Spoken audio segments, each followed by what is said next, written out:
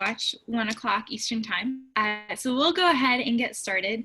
So I just want to welcome everybody to ACT CTE Learn Conference, Users Conference that is. We're excited to host this conference just because we know there are a lot of good conversations that will come through joining in on some of the guest speakers we have today, but then also getting to hear from everybody too at the end of today's conference. My name is Lauren Philibrown. I work as a program coordinator here at ACTE. A few of you might have worked with me already on some projects, so it's nice to see you again virtually in this realm. As we dive in today, I just want to remind us of the terrific lineup that we have of presenters, including Patrick Biggerstaff from the Area 31 Career and Technology Center. We have Dr. Richard Jones from the New York CTE Assistance Center, Debbie Nelson of Colorado ACTE, Doug Bush representing Michigan ACTE, Amir Gary Tarlin from Max Knowledge, along with Robert Starks of Career Prep as well. We have Lauren Lascelles, who will join us via recording today. She's governance manager here at ACTE. We have Catherine Imperator as well, who's a research manager here at ACTE, along with Julia O'Brien. And then lastly, Michael Connett, who will be sharing a little bit more.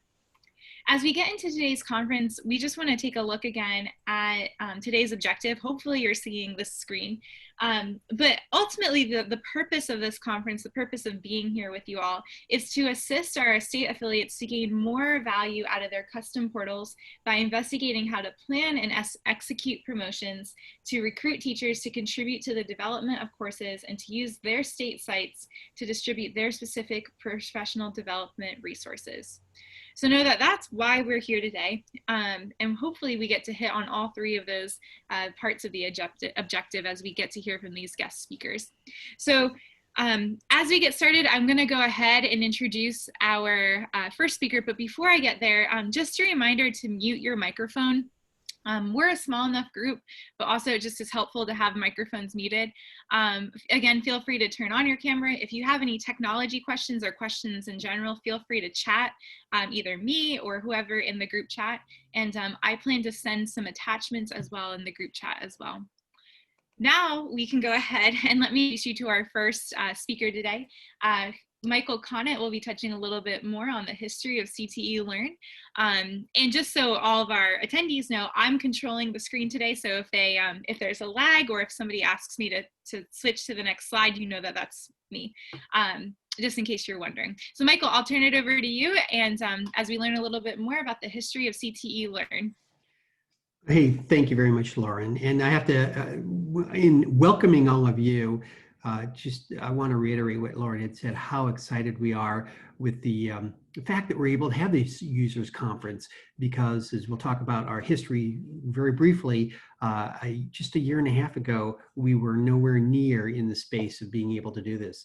I also want to celebrate you, and we're going to take a look at some of the numbers that, quite frankly, are getting impressive in just a moment. But before we get too far into the history and the lineup that we have, I want to emphasize that this really is intended to meet your needs. So if you have questions, please use that chat box, and we could pause the conversation, talk to the presenters who are here. If you have questions, we can, as they say, go off script if necessary. And lastly, I just have to tell you, I am so honored whenever I get to follow Lauren, because it is a tough act to follow. She does a great job in all things for ACTE. So if you haven't had a chance to work with Lauren, I hope that you will.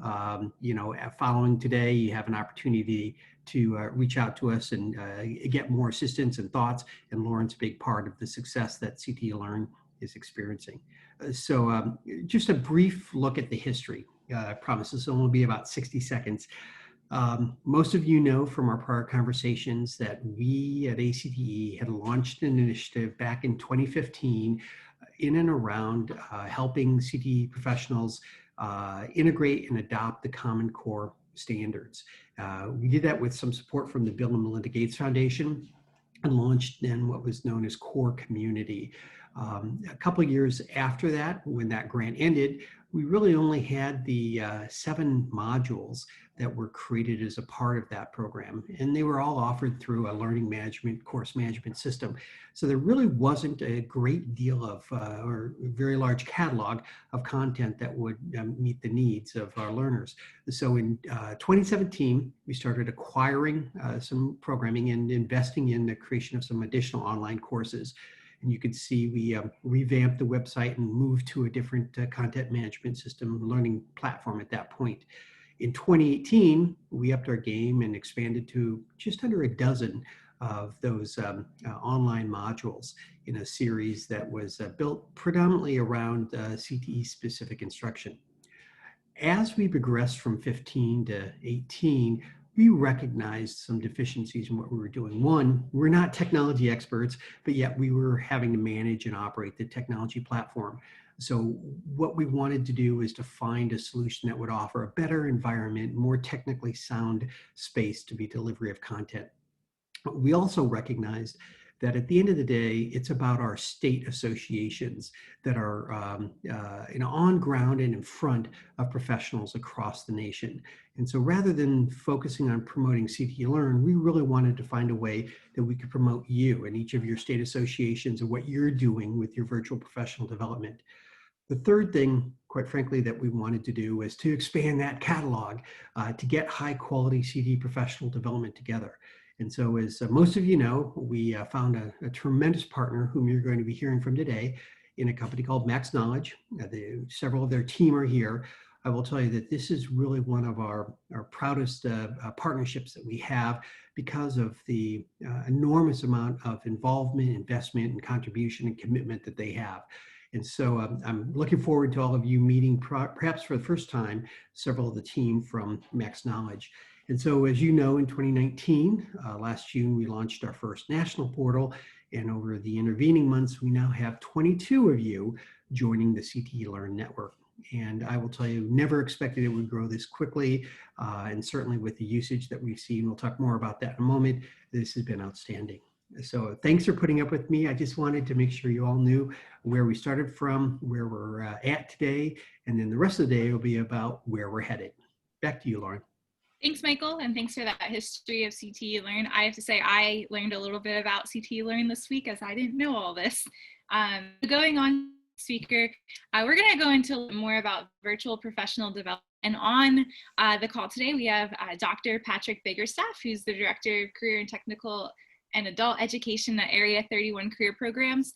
And he's going to talk a little bit about our Virtual Professional Development Advisory Group and what they've been up to and some findings that we've had from there. So Patrick, if you're able to unmute, I'll turn it over to you. Thank you, Lauren. I want to point out that Michael mentioned I could go off script if you didn't hear that at the beginning of his presentation, so this could be a lot of fun.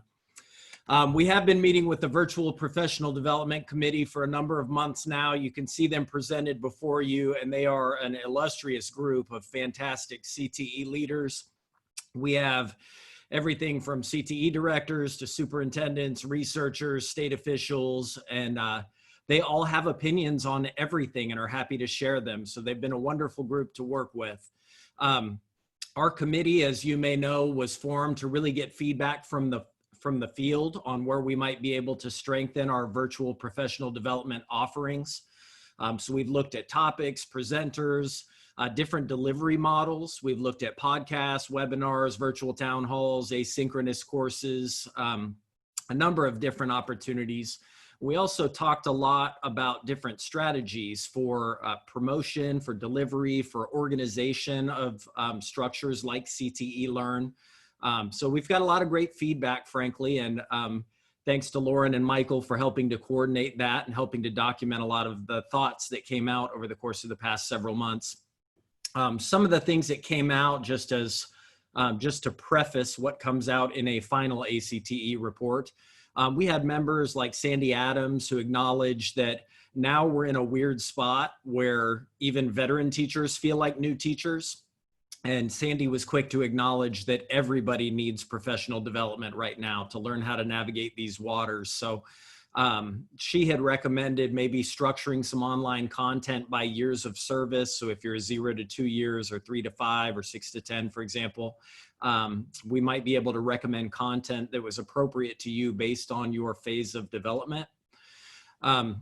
Several members also recommended targeting promotions to superintendents and principals. The belief was that there are a lot of people out there who may not know of the quality or the breadth and depth of offerings. As you know, CTE Learn has an awful lot of resources available. So some people may not be aware. Those parties might also be able to recommend entire groups that go through study modules or units of learning together. So they're certainly an important group to connect with. And then we had recommendations. I know that Lakshmi Mahadevan from Texas A&M had talked a lot about the possible creation of a user interface or a decision tree that would allow folks to respond to different questions. And that would help us to provide recommendations that were tailored toward them for what types of sequenced learning experiences they could go through as they experience professional development with CTE Learn and ACTE. So as I mentioned, we've been meeting for a number of months with a great group of people. We are going to prepare a presentation for the ACTE staff and ACTE board here in the near future. And then after this fall, our hope is that that will inform the work of ACTE staff and also help to provide input on what CTE Learn might be able to provide moving forward. So it's been an exciting process thus far. I look forward to connecting with the group here in another week or so, and then we'll get to work on preparing a report for the ACTE board. So thank you all for allowing me to share. Thank you, Patrick. And again, if there are any questions or any feedback, comments, feel free to put those in the chat, and we can answer any of those as we continue on with our next presentation. So next, I'd like to introduce Catherine Imperator from ACTE, who's a research manager. Catherine's going to share a little bit about research on online professional development and what she's found as well. So Catherine, if you could join on and unmute yourself, that would be great. Hello. Thanks for having me today. If you could move forward, please, Lauren. So thanks again for joining us. As Lauren mentioned, I'm Catherine Imperator with ACTE, and I work on publications and on our quality CTE program of study framework and several other projects and activities for the association. I just wanted to provide a little bit of framing for our conversation today with some of the background about what we know so far about online professional development in education. So, and as with all research in education, we could certainly always learn more how this plays out generally and in the CTE space, but there is evidence that more and more teachers are taking part in online professional development and finding it beneficial. In a relatively recent survey from 2019, so recent but pre-COVID, 77% of the teachers surveyed around the nation had participated in some formal online professional development, and the vast majority of them had found it beneficial. Some of the biggest benefits that teachers note in the research are the ability to pace themselves, to access materials anytime, anywhere. And there's also indications that student learning is similarly impacted whether or not the professional development is delivered to the teacher through a face-to-face format or an online format. So definitely building up a research base on the benefits and availability of online professional development, which will probably only be increasing during our strange COVID year. If you can move on to the next slide, Lauren, thanks.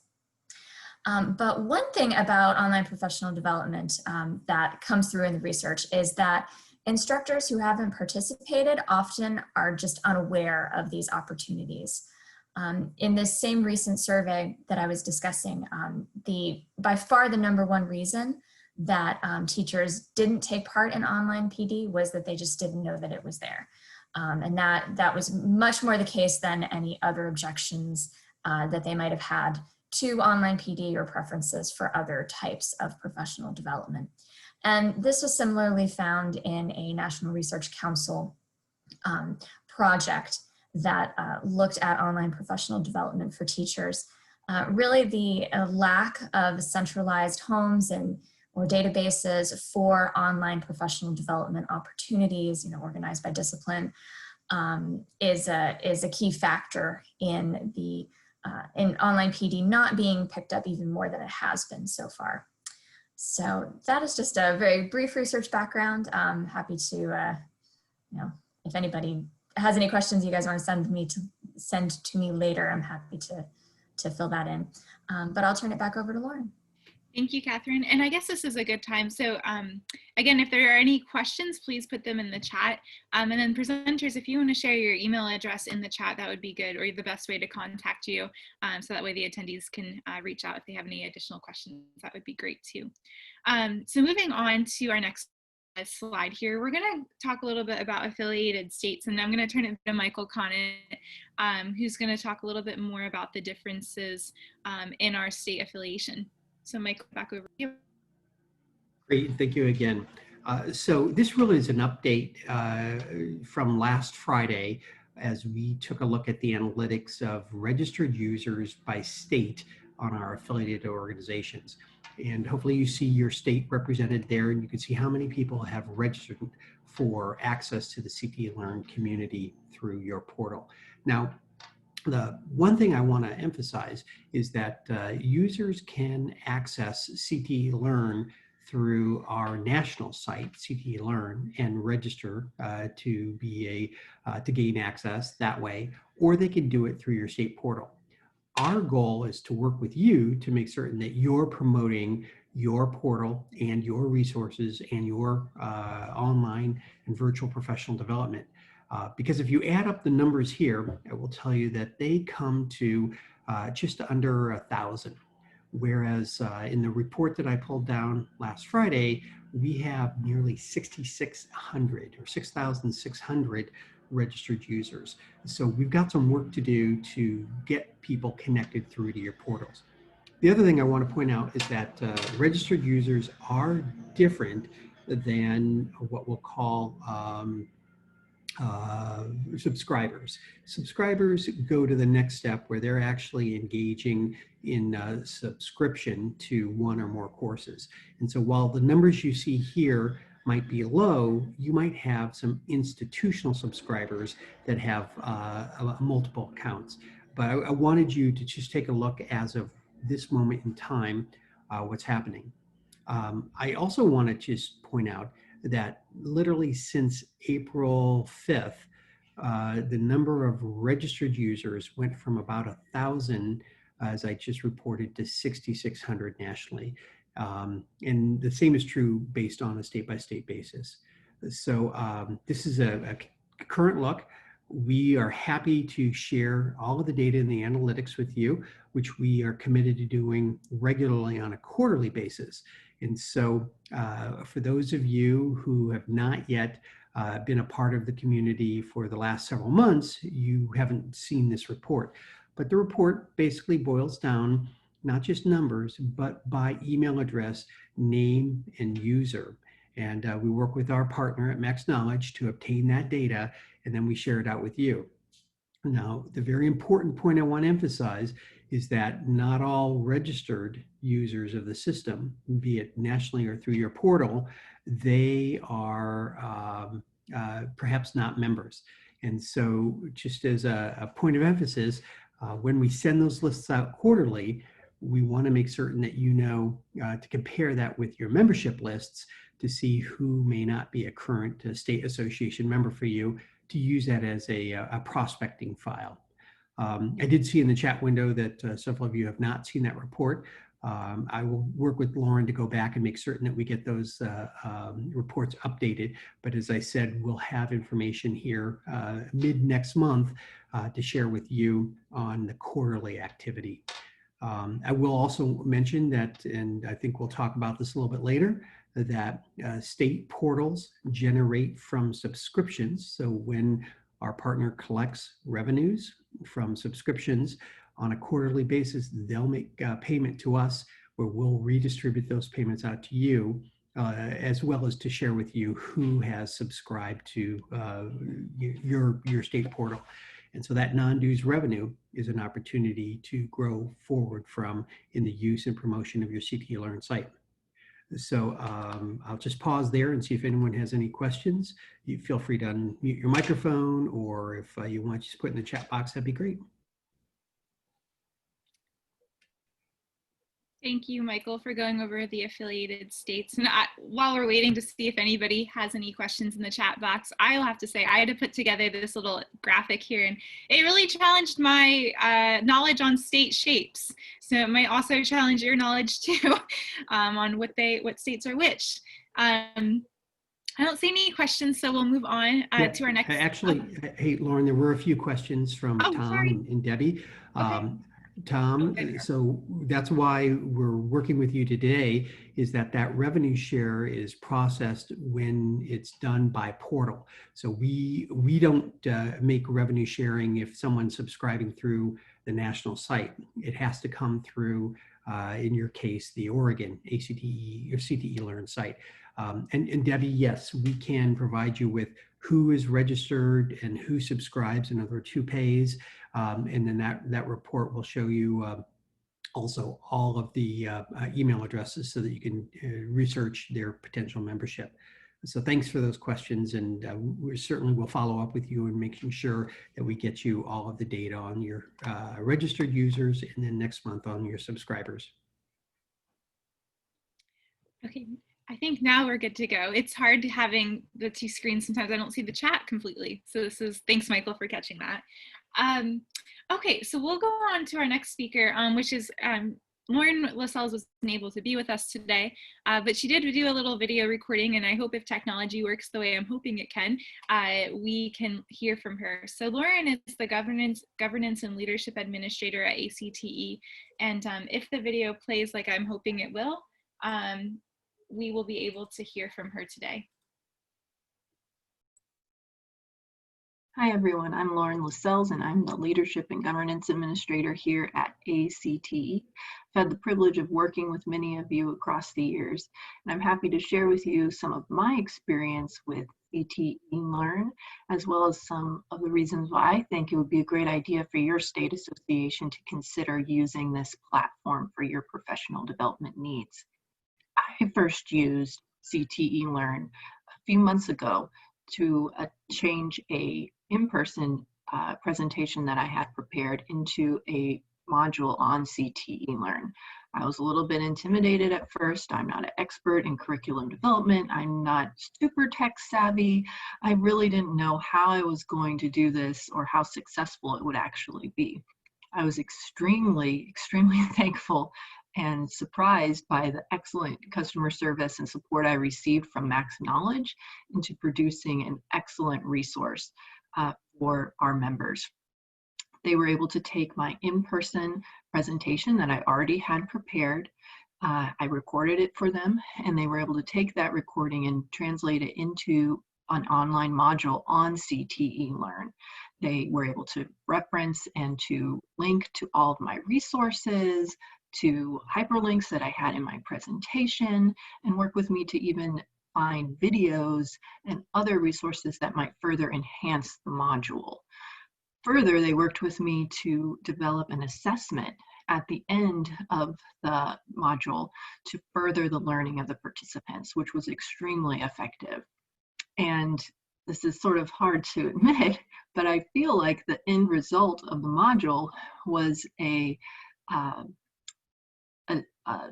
piece of learning that was actually better than my in-person presentation. So we received a lot of great in-person feedback from our membership. We received a lot of wonderful accolades for Max Knowledge, and I can tell you just from working with them, they really were super professional and were experts in making this online learning thing happen. So I might have been able to share my expertise in the content area I was sharing on, but we were really able to tap into their expertise and their knowledge into creating these modules and these online learning experiences that I really didn't have. So from my personal experience, I can definitely tell you and encourage you to consider CTE Learn, to utilize it, and to use it in your state associations. I really think it's going to be a benefit to you and to your members. So with that, I'm going to share my screen and go over a few more specific reasons why I think utilizing this for your state associations would be an excellent idea for you to consider.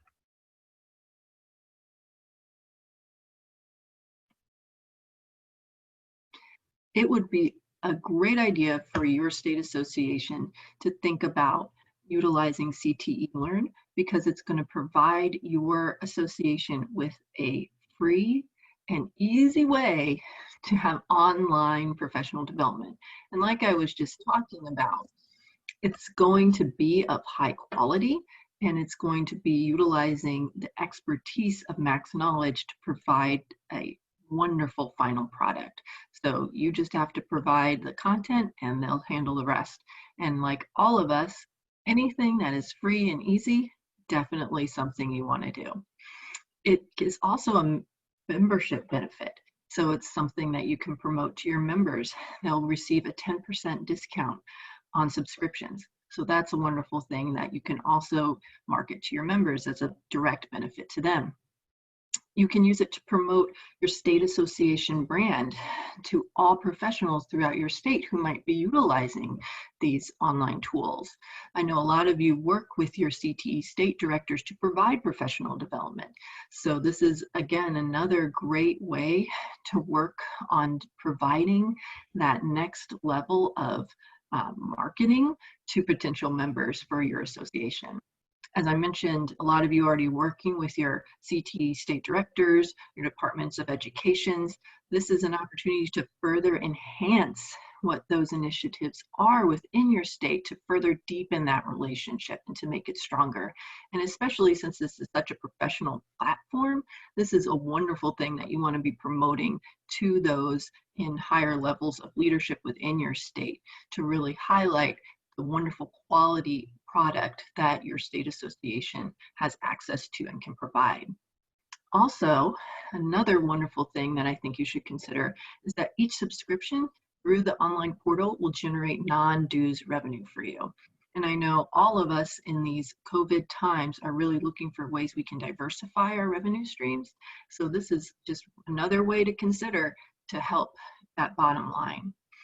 So all that to say, I really hope that you will consider utilizing CTE Learn. I think it's a wonderful opportunity for you and for your state associations, and I'm really excited that ACTE is able to offer this as an opportunity for you. Thank you so much. Bye. It was great to hear from Lauren a little bit more on why we should promote and market CTE Learn, and then also her personal experience with CTE Learn as well during these COVID times, as she put. Again, if there's any questions, you can feel free to put those in the chat. And we'll move on to our next presenter, Michael Connett again. He's going to go over some of the features of CTE Learn. Michael, just let me know if you want me to stop sharing at any point and if you want to share. But I'll go into the first slide. Great, thank you. So by now, all of you have hopefully had a chance to explore through CTE Learn. If not, I just want to emphasize that catalog, one of the primary reasons why we wanted to find a partner like Max Knowledge, is at the heart and soul of what CTE Learn provides you, and more importantly, all of your members and the wider community of CTE professionals in your state.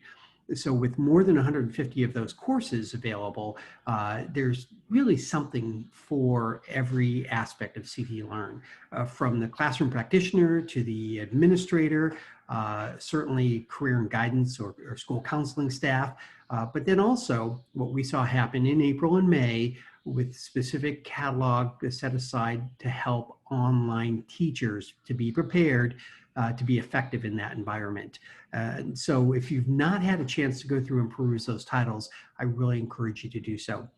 I also, without checking with our friends at Max Knowledge, am going to make the offer that if any of you would like to preview one of the courses here, whereas you may not have yet had that opportunity, You'll see their email addresses pop up in the chat window here shortly, or we'll put you in touch with them directly. But they have been just so wonderful to work with. I'm sure they would be happy to grant you access to a course so you can see for yourselves what they actually look like.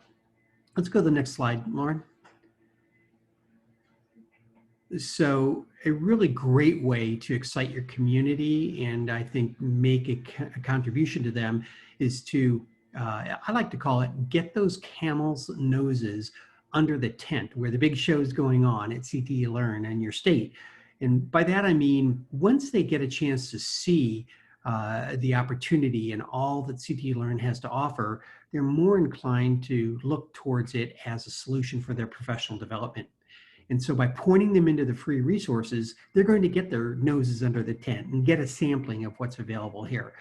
The CTE lessons, as I think most of you are aware, is that original catalog that we started building in 2015. And so these were ACTE produced modules or learning lessons, as I said. They're all free, and they're a great way to point people in here to get them started in their exploration through CTE Learn. I always like to take people into the STEM and career readiness set of modules. We did those with our friends at the Asia Society. They're very high quality productions. They have a lot of interactivity to them. They use what they call a flash interface so that you're actually seeing and interacting with the content. The other content that's here, we're going to learn a little bit more about career prep later on, but the skills tutorials and then certainly the professional learning community and the Career Ed Lounge are of great value. Those workplace skills tutorials, I've been told from several of your members that they use those resources, those short tutorials with their students as well, which is another great idea to extend the benefit and value of your involvement in CTE Learn. That individual development planner, if you've not looked at it, I highly encourage you to do so. We're using that here at ACTE as a part of our professional development. And quite frankly, a lot of schools could benefit from having this free resource and tool available to them. I just want to emphasize that on that Career Ed Lounge as a professional learning community, while it's directly connected in most cases to the courses and the lessons that are in here, it has much broader applicability. So if you've ever thought about how you could have an online community and network around specific topical areas for your states, I'd welcome you to and encourage you to connect with us so we can connect you with our friends at Max Knowledge so that they could share more. So again, keeping us on agenda, I'm going to turn it back to you, Lauren. Thanks, Michael. Our next speaker isn't quite on quite yet, Julia O'Brien, but we're going to hear from her around 1:45 when Lauren, I'm here. Oh, you are here. Okay, sorry, Julia. I'm so sorry. Let me just get my screen back on. I just checked and I was like, oh no. Okay, so our next speaker then is, if it will go, okay, there we go, is Julia O'Brien, and she serves as the Senior Director of Communications at ACTE. So Julia, I'll turn it over to you. Your PowerPoint slides are uploaded. Just let me know when I need to continue on. Okay, thank you. Perfect, you can move on to the next slide. Michael asked that I talk a little bit about just promoting CTE Learn and how to do that. I know a lot of you already know how to do that, but I think sometimes it's just good to review and to consider all of your prospects. And I am sorry, there's a lawnmower going on in a nearby. I have some background noise and there's just nothing I can do about it, so I apologize for that. So I'll try to speak a little bit louder. Anyway, so first of all, I want to talk about new and student teachers because they especially are overwhelmed right now. A lot of them are preparing for multiple learning environments, hybrid, virtual, face-to-face, and they're just overwhelmed. So I think having CTE Learn as a resource, especially there's a module in there that's all about delivering online instruction that's very useful. And we've promoted that pretty heavily through the summer because CTE Learn was generous enough to offer those courses for free through the end of July. So, certainly the newer teachers are just a huge market for CTE Learn.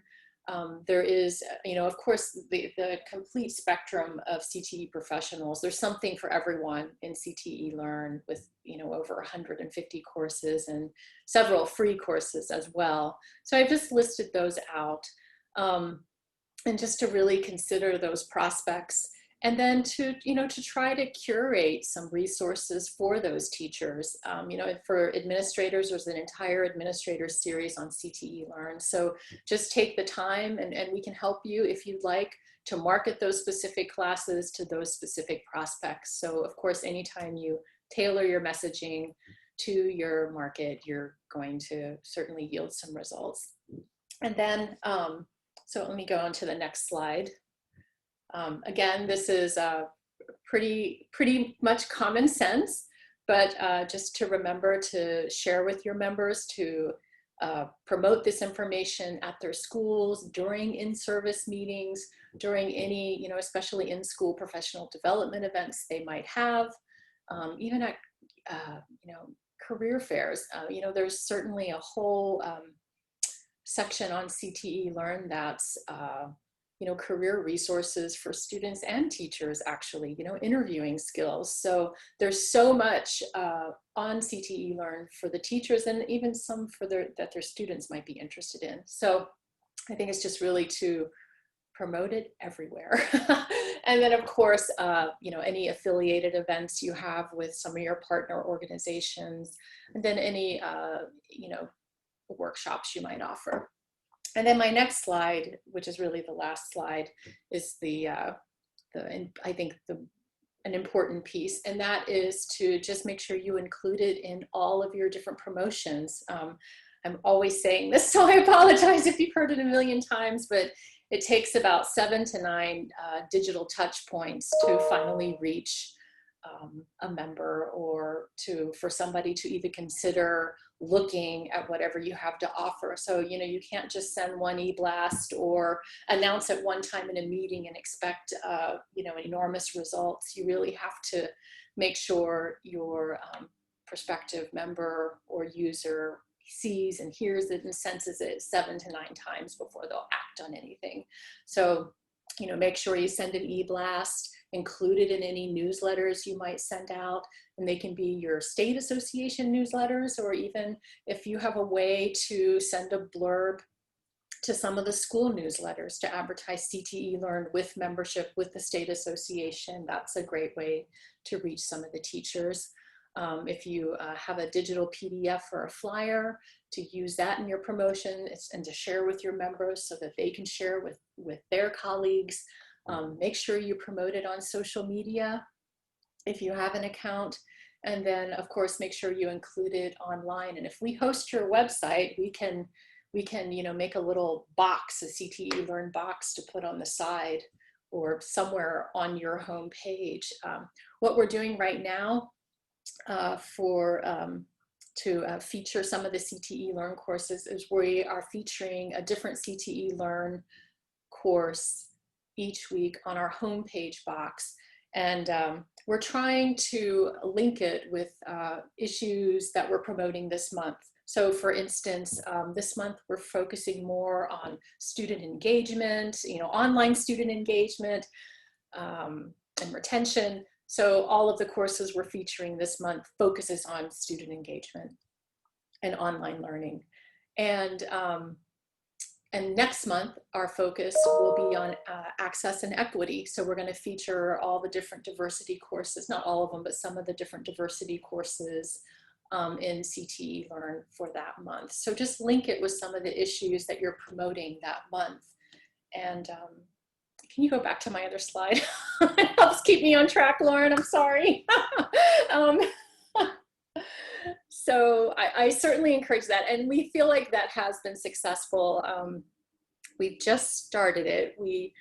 And with those web promotions, then we promote it in our newsletter, and then we promote it on social media. So thank you. So again, just cross promote it, and I think you'll have some success. And then again, make sure, and I've already said this, but make sure you let your members know that your state association receives revenue from all of this, so that all of their work And this resource will actually feed back into the state association. And then finally to, if you've got a slide, and we can provide you with a slide too, we have a general CTE Learn slide that's part of our institutional PowerPoint presentation. So if you can just give a, share with your leadership, or at least your board of directors, a slide that they can use in their presentation, that just makes their lives that much easier to help promote CTE Learn and membership into your organization. And then just make sure that anytime there are incentives, like the free offering that CTE Learn and ACTE had over the summer for the,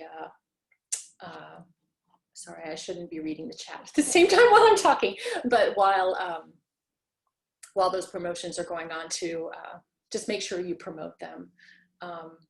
And then always, as a way to get members into the tool, advertise those free resources as a great starting place. That gets them familiar with the quality of the webinars and the courses. And there's just a ton of great free resources and free courses in the module already for them to get a sense of what it's like. So that is what I have. As states, have you done anything special that we should know about or that we should be doing that you recommend? I think it's a small enough group that we can have a conversation about this. Or if you want to put it in the chat, I see. Oh yeah, I can. I'll send that slide over, Debbie. Yes, I will do that. Any questions? Any thoughts?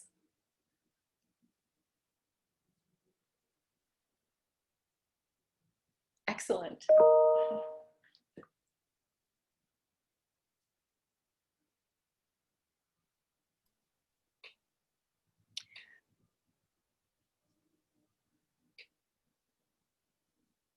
Oh, great. 800 employees. Carrie has a great comment in the chat room. Any other comments or ideas, questions?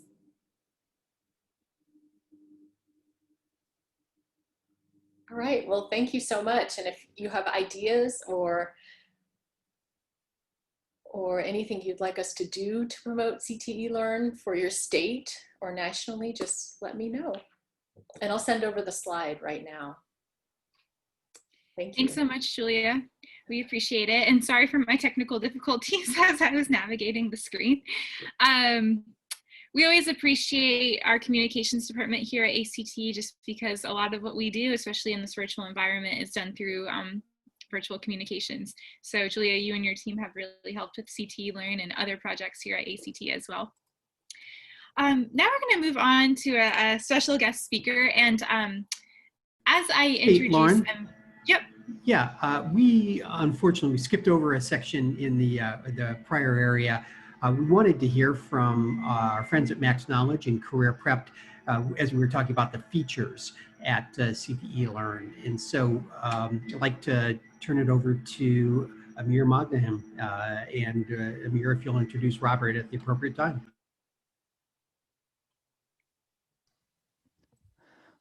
Yes, thank you, Michael, for that. And thank you all, the ACTE team, for all the great introductions and coverage of CTE Learn. And thank you, everyone else from the States and all the affiliates for joining the CTE Learn. We are honored to be able to support this great initiative. And I've mentioned to Michael many times that ACT is without doubt our best partner ever. Let it be on record with the effort that you are putting and with the communications that you have with the states, and we are very pleased to be able to support you with your initiatives. And I think as part of the program, I think Michael wanted me to kind of talk about the Career Ed launch a little bit. He talked about the free resources that are available on the CTE Learn platform. And as part of that, we have the Career Ed Launch, which is an online community of career education professionals over 130,000 people have engaged in discussions in the career at launch. It is strictly focused on CTE professionals. And I guess, Lauren, if you can play that video, that would be great. So that it's just a very good 1-minute introduction of career at launch.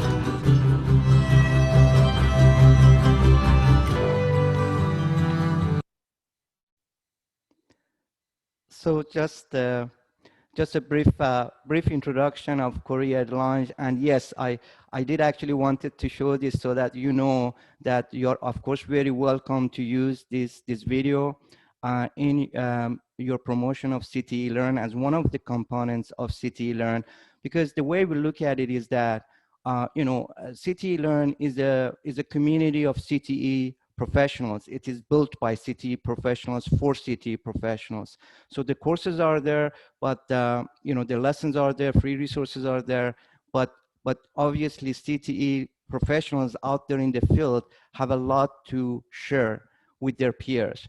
And so that's a good way to get people engaged with CTE Learn. And in fact, one of the things you could do is we can set up a CTE, a special page on your portal with groups that you would like to have on Career at Launch, and you can actually have a specific groups that you can link to from your websites. I know many of you have your websites hosted by ACTE, and it could be linked directly to that page on CTE, on your CTE Learns portal, where you have your groups. Like, for example, you have a specific issue that you would like to discuss in your state. It's a hot topic in your state. And so you bring people into your CTE Learn portal, and from there you link them to your the groups that you would like them to participate in the Career at Launch. And the Career at Launch groups Career at Launch is a complete, robust social learning platform. It's not simply a social learning network. What it is that you create groups, and in those groups you have the ability, participants have the ability to do blogs, they have the ability to do discussions, to share resources, and to do bookmarks and so on. So you can have private groups if you like, you can have public groups, and so you can do that. And also, the Career at Launch is integrated within our course environment, within the lessons environment and the tutorial environment and so on, so that when people go into those courses, in those learning opportunities, they have the ability to interact with each other in the context of a social learning platform. So we have certain groups that we call performance groups, and these are the groups that are linked to these courses and to these learning resources. But you can create any group in the Career at Launch. So I encourage you to go and explore Career at Launch. We are happy to, again, create groups for you. You can create those groups, you can let us know, and we can put it on your CTE Learn portal, or we can do those groups on your behalf. We are here to support you.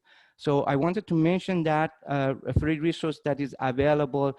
Michael wanted us to kind of expand on the free resources in the area of Career at Launch. And yes, I would like to also pass it on to my colleague, Robert Starks, who is our Vice President of Learning Initiatives, and also the product leader for Career Prep, because that's Career Prep you saw on the free resources page is also a different kind of product that deserves a little bit of a separate kind of explanation. So Lauren, I did the transition for you, I guess. Thank you for doing that. Okay. Hi, everyone. So Lauren, I've sent you a link.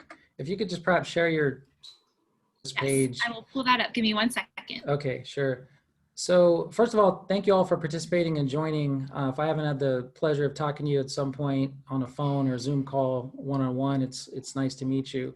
I think, first of all, I'd like to say that I think it's helpful to conceptualize your portal as having two main parts. One part is really the professional development for educators, and that's all the resources that apply to that professional development for educators. The other, though, in Career Prep is you have a robust platform that is something that schools can use directly with students, and it supports work-based learning programs. Lauren is sharing the page where you can learn more about all the aspects of Career Prep because it's really robust. There's a lot to it. But I'll give you a little synopsis. First of all, we refer to Career Prep as an online career success system that helps students build, prove, and showcase their skills, and doing so with authentic evidence. So when I say we support work-based learning programs, we're really focused on the career preparation and skill development aspects of a WBL continuum. And when I say we help students build skill, we're specifically focused on employability skills, or what's often referred to as quote unquote soft skills. And the way we help students develop those skills and knowledge is through skill builders. Skill builders are on the platform, and we have 43 of them. They address 43 different skill topics. Every skill builder is an interactive learning environment that has supportive learning content, but also built-in activities that students can use, instructors can use as assignments with their students. That all comes turnkey and is all something that can be done virtually.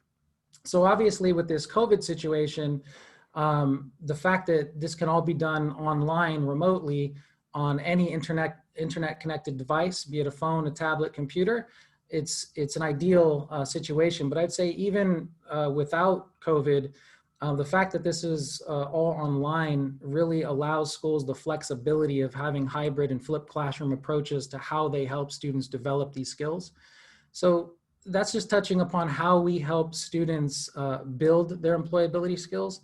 Lauren, maybe you want to scroll down a bit to the core features. Yeah, right there. So I encourage you to take a look at this because I'm giving you a brief synopsis of really something that when I do a demo, usually is about a half hour because this is a very robust platform. But I also mentioned that Career Prep is something that helps students prove their skills through authentic evidence. And so I want to touch upon that because there's two core ways that we do that. When we talk about employability skills, which are often referred to as quote unquote soft skills, they're usually seen as being sort of nebulous or intangible, right? And so that makes them difficult to articulate and to prove in a meaningful way to employers. And so the way that we address that is we incorporate what we call skill badges.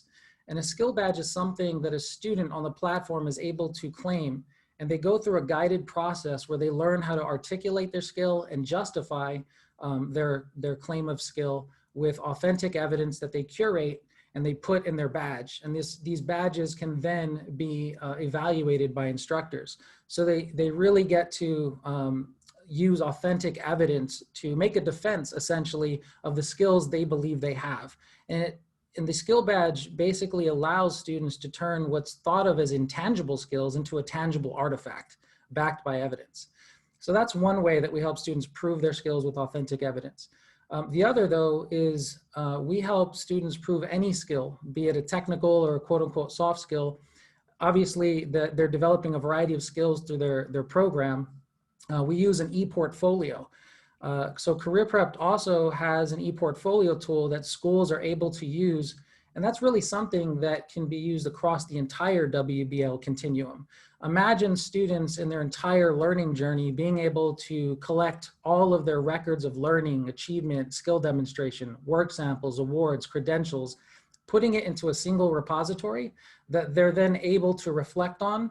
So it's a reflective learning practice, but at any point, these artifacts can be used by students. And I say that because I know some schools have students kind of do a summative assessment at some point in their program where they're making a defense or a presentation of these are the skills that I've acquired through my experiences, and I'm showing artifacts that kind of prove how I've done that through my program. So that's another way that we help students prove their skills with authentic evidence. They curate that into a portfolio, and that portfolio has unlimited storage. So it truly is a lifelong career portfolio. Now, so I got a question. How much does this cost? This is an important thing to address. It's 100% free. So we are talking about an extremely robust platform that supports students directly and supports work-based learning programs that is also zero cost. So thanks for asking that question. Michael, okay, what do they need to do to learn more? So you want to go to your portal, and this, you can see the link ctelearn.org/careerprepped. You can learn more by going through this page and kind of getting acquainted with the core features of the platform. But certainly I encourage you to talk to me, because I can do a one-on-one demo. I already have with some of you that are on the call today, so that I can really kind of give you a personalized demo of the platform. One thing I want to touch upon too is I talked about the other aspect of this platform, helping students showcase everything, showcase their full set of abilities. Lauren, did you happen, can you show the example of the career site that I sent you?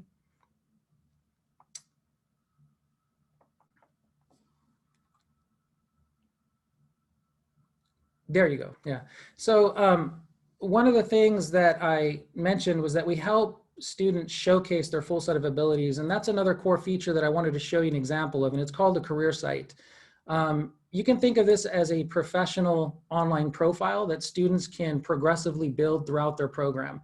And so what this does, it allows schools to have a digital record of all their students' experiences, extracurricular activities, work-based learning experiences, all can be recorded. Laura, maybe you can just scroll down a bit and kind of show everything that you would think of to be in an online professional profile is all recorded here. But the benefit of doing it in this format where students have their own career site is that this is also something that they can actually use with employers to differentiate themselves when they're launching into the labor market. So, you know, 3 key takeaways I want you to know about Career Prepped. One, I think, again, it's good to conceptualize your portal as having 2 main parts to it. One, professional development for educators, but you also have this robust tool that's directly used with students to support WBL programs. The second main takeaway that I'd like you to know is that, yes, this is all free. And the fact that it is all delivered online, it's highly customizable. We're not a prescriptive, Career Prepped is not a prescriptive program that forces you to use it in a specific way. It's basically a buffet of resources and tools that are all virtual that schools can pick and choose and implement it the way they'd like. So that's the other key takeaway, is it's highly customizable in the way you implement for schools. And then lastly, there are 2 main account types. When you're on that page that Lauren was showing you, the landing page, there's an educator account, which is free, and that's for individual educators who can just use it with their classes and give their students access to all the resources. But we also have an organizational account that is really more for school districts or schools that want an institution-wide implementation. And that's where we collaborate and partner more closely, and we provide supportive resources. So I encourage you to first of all, just visit that CTE Learn landing page for Career Prepped and really go through all the little, all the components and learn more. But I also encourage you that if you'd like to learn more, I'm happy to do a demo and you can reach out to me. So Lauren, I'll be sharing a file with you too that lists all of the skill builder topics. I think that's helpful as a takeaway file that anyone can use and share and kind of see what are all the skills that are addressed on the platform. But I really encourage the one-on-one demo. Let me make sure too, besides emphasizing that this is free, it's also something that students have lifelong access to. So it carries with them once they leave the school. They will always have access to use all the resources.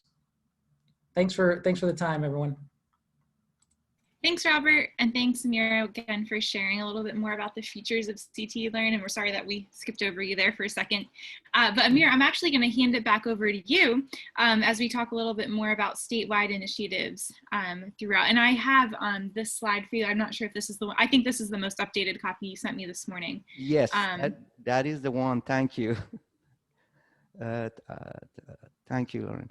And yes, you know, we were talking about, you know, promoting CTE Learn, and I think many of the CTE team members referenced the fact that one way to do that is really to talk to the state agency and to see whether there are opportunities for statewide implementations. So basically, what I wanted to do here is just basically very briefly mention that some of the initiatives that have already happened, and one is Georgia, which is the first one on the list, and they have a consortium in Georgia of all the public schools in the system, and so they do workshops annually. They do about 300 workshops. They do basically all the professional development for CTAE teachers and administrators and so on.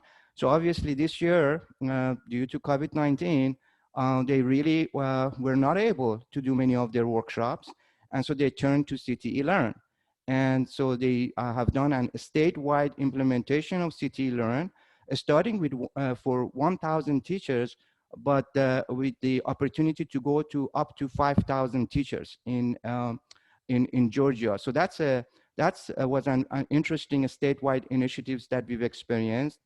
And of course, the next one on the list is Idaho, that it was communications between our own Michael Connett and the Idaho Korean Technical Education, which is a division of the Department of Education in Idaho.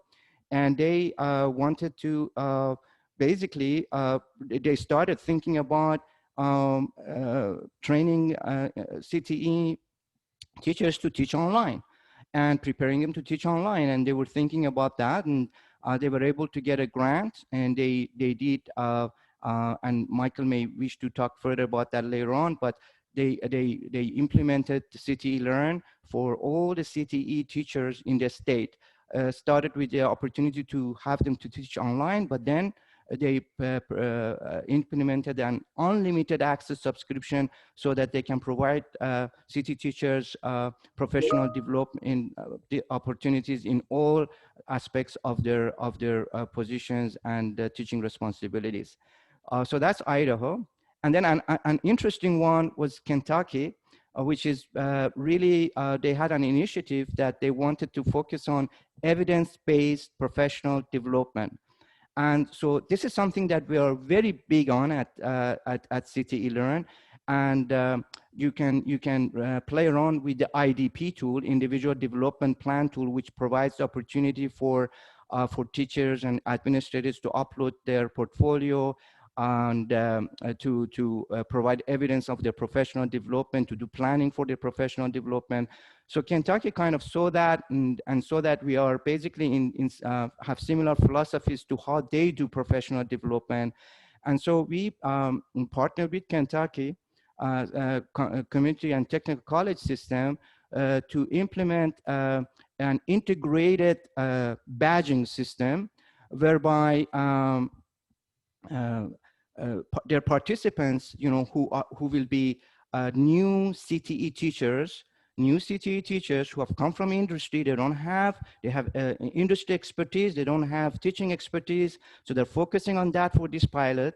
So these new teachers come through a program that they have designed internally, but they have integrated CTE Learn courses in their program. So participants earn badges for the CTE Learn courses that they have selected and for the various tracks that they have. Once they complete these courses, they get badges. These badges automatically appear in their learning pathways for their own credentials. So participants will get also other different types of badges. Some of each are based on a student evaluation, some of which are classroom observation. So so they look at CTE Learn as the knowledge assessment, then they have their own skill-based assessments along the way, and then the result is the micro-credential for professional development that they provide. So I'm emphasizing that because I think this is a really great way to integrate anything that the schools and districts may do or the states may do internally with CTE Learn. We have the pathways for that. First, we started enabling badges for CTE Learn courses for their selected courses. But now I'm happy to say that as of last week, Michael Connett, that and the team that we have CTE Learn badges for all courses on CTE Learn, and this will be reflected on all the portals with updated verbiage. And so that's Kentucky, and I wanted to mention that. And of course, New York, I'm not going to go into too much detail in New York because we have actually Dick Jones here today, Dr. Jones, who will be talking about the New York initiative. But it's a different aspect of the type of partnership that we can have, CTE Learn can have with the states, which is really focused on course development. And what are the specific needs of the state? We would like to help. We have this library of courses and lessons, but we would like to get help from the states and really provide opportunities for the states to create their own courses. And so this was an initiative that we are doing with the Technical Assistance Center of New York. And as I said, Dr. Jones will be talking about that further in the program. Thanks so much, Amir, for sharing a little bit more about the statewide initiatives. And I've also shared that document that we saw on the screen in the chat. So if you would like to take a further look at that and or have any questions for Amir, you can feel free to ask him. All right, so I'm going to go back to sharing my screen, and if technology works the way I'm hoping it works, you should see that the next presenter is a case study by Colorado, and Debbie Nelson's going to be your presenter here today. Just so the whole audience knows, we plan to take a 5-minute stretch break, an environmental break after Debbie is done, so know that we plan to take a 5-minute break, but we'll give you specifics on the times of that once Debbie is done. So Debbie, if you could go ahead and unmute your mic, and I'll give you control. Well, I'll control the screen. Just let me know when I should continue on. You can go now. Hello, everyone. I'm the executive director for Colorado ACTE. And last fall, when the choice to participate in CTE Learn was offered for the Colorado ACTE board, it seemed like an easy choice because we're a unified state and so it was free. That's always good. And we realized that it was a really beneficial member benefit for our members, and so that was pretty easy. And I had a chuckle while Julia was talking because we did all the quote-unquote regular things. We included information and continue to about CTE Learn in our almost monthly e-newsletters, and we have a spot on our CACTE website where the information is all there, and the link is multiple places there. I've already made some notes like, okay, I got to figure out how to put a little box on the front page of the website, and oh, I'm going to write an article. Robert, if you have a already written article about career prepped for newsletters, that would be super cool. You would save me some time this afternoon. And because I was like, oh, the teachers got to know about this right now, and our e-newsletter is going out on Tuesday. So I would love some pre-written verbiage. That would be awesome. So we've been doing that, the regular things. But we wanted to figure out a way to make CTE Learn even more visible to our members. And so as a board, we were trying to brainstorm. So click, yes, good job, Lauren. And so one of the things that we're also always trying to do is look for perks for our board members, because of course it's a volunteer position. I'm the only paid paid person and I'm part-time, but I get the whole volunteer thing. I did that for like 35 years and I'm a professional association junkie. And so we are always trying to find perks for our people. So, right, we give them a shirt, and in regular times, we like give them dinner and a couple of meals at our summit conference. Of course, that didn't happen. So we thought, well, what could we do that would be a perk for board members, but that would also help us to be able to talk to our members intelligently about what this CTE Learn thing is all about. And so last fall, or actually this spring, sorry, our board decided to allow 10 board members and our board is 25 people. And they decided to allow 10 board members to take one course at CACT's expense. And in return, the payback, right, was that they would help with publicity about CTE Learn. So they would write a summary article about the course that they did. And we had planned to have an in-person panel at our CACT Career Tech Summit in the summer. But of course that didn't happen. But we did a virtual conference. Thank you to ACTE for showing us the way. And so when we went virtual, we decided to shorten up our time frame quite a bit. So instead of doing a panel, we decided to invite the board members to do 1 to 2 minute like little video testimonials instead, which you'll see a couple of those here in a couple of minutes. And the board felt like it was worth the expense. CACT is in a pretty decent spot financially, even after not getting to do an in-person conference, we're okay. And so we felt like it was a really worthwhile investment. And the folks that did the modules, we encouraged them to use the ones in the leadership section of the courses, so that it would benefit their board service as well as their teaching, obviously. And most of the folks who took the courses felt like they were super beneficial. And the other thing that we did, since CACT was paying, we could control it a little bit. We made them sign up for different courses. So no, like 2 people of the 10 couldn't take the same course, so that we had the benefit of knowing about 10 different courses. And what we've done is make a spreadsheet in our Google Drive, and the folks who did the courses are supposed to write a summary and like what they liked and maybe what they didn't like so much about each of the courses that they took. And then this year's five people will be able to benefit from what the folks last year experienced.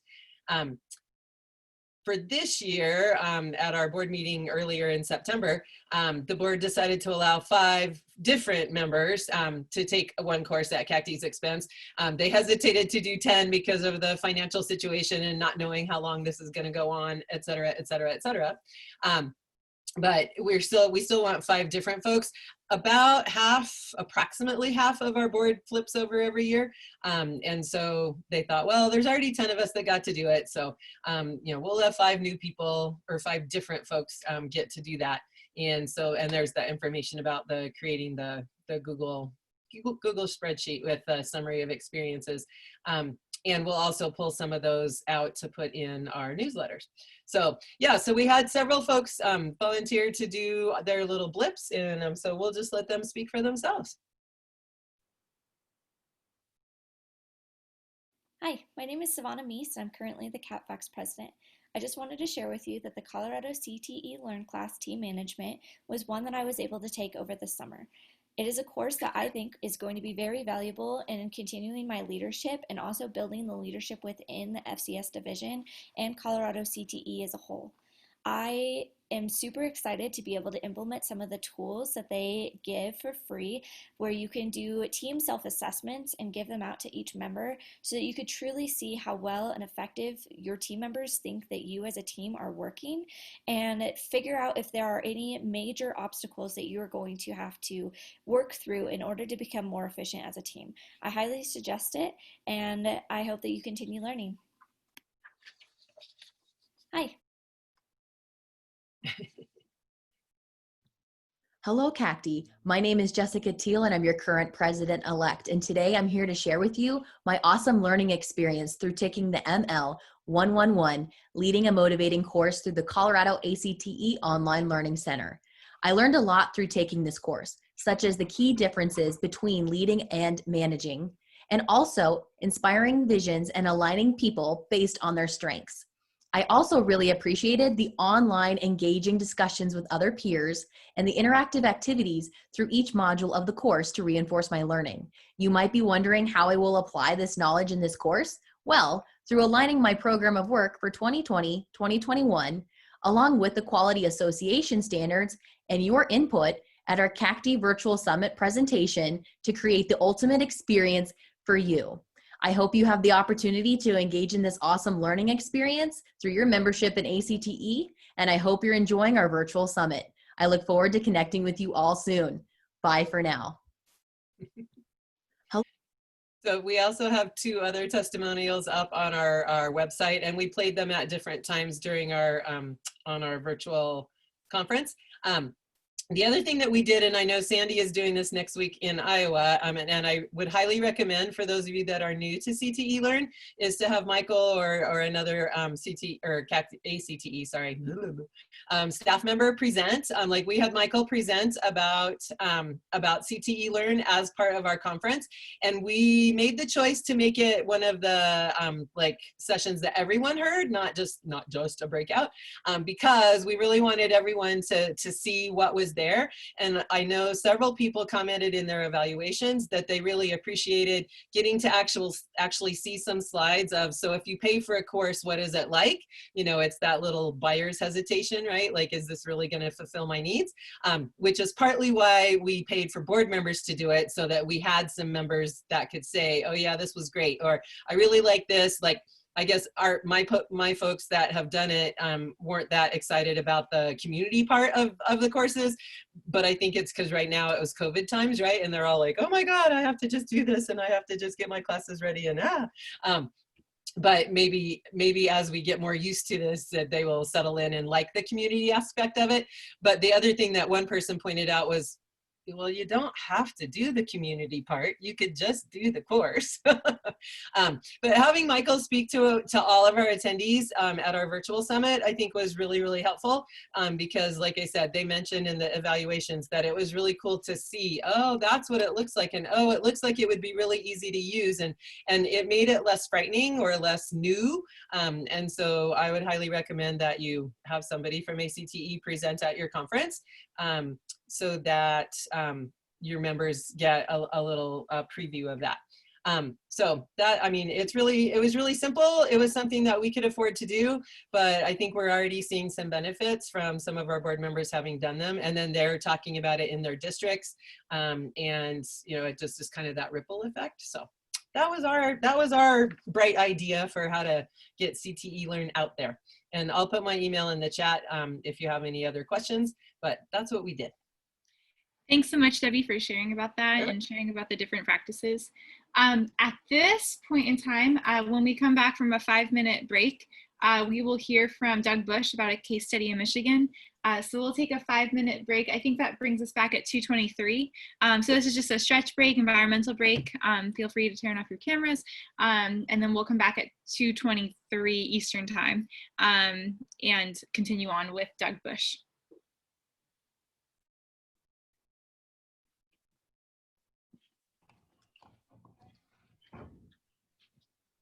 Hey, Lauren, just so you know, I think you're doing a great job. Thank you for all of your facilitation. I see we still have a really great group here. So hoping this last 2 sections, we can keep them engaged, and let's be sure to take questions. I know you're doing a terrific job of asking those, but we'll just keep on them. And then like everyone else, got to make sure that I choose the right setting here. And while everyone's away, I'll let you choose. Which do you think looks best on me, Lauren? This one, my little hat? How about something more academic? How about ooh la la? We could go that way. Or I could be the Hamburglar from. There you go. I like that one. The Hamburglar. Oh my God, I'm not going to be able to concentrate if you do that one. Hello, Miss Butt. How are you? And that is my mentor. Yes. Yeah. My goodness. It looks like Hitler. You might as well go back to the board mentor. Well, I like this one. This is like Dr. Strangelove. You had a pair of glasses on yesterday. I was going to send you a note saying, oh, what are you doing? Yeah, I know. This will be fairly quick. Just was going to share a little bit about the delivery of how we promoted this out. Similar to Debbie, we did a lot of the same things. And then some of the deliverables that we talked about with our folks, and then kind of some of the selling points that we try to emphasize as we try to promote. So, you know, we have workshops as an association, and so when we do those, of course, we bring this up.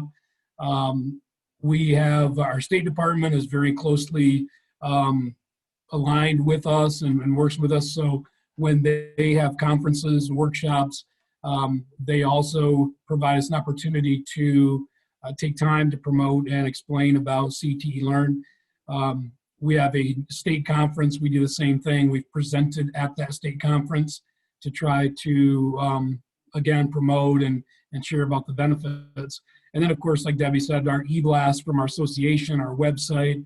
And then one other thing that we have really used as a way to promote it is in the state of Michigan to continue your continuing ed clock hours or to continue your certification for renewal, you have to have clock hours. And so what we have done, and in Michigan, they have to be approved by our state and our State Department.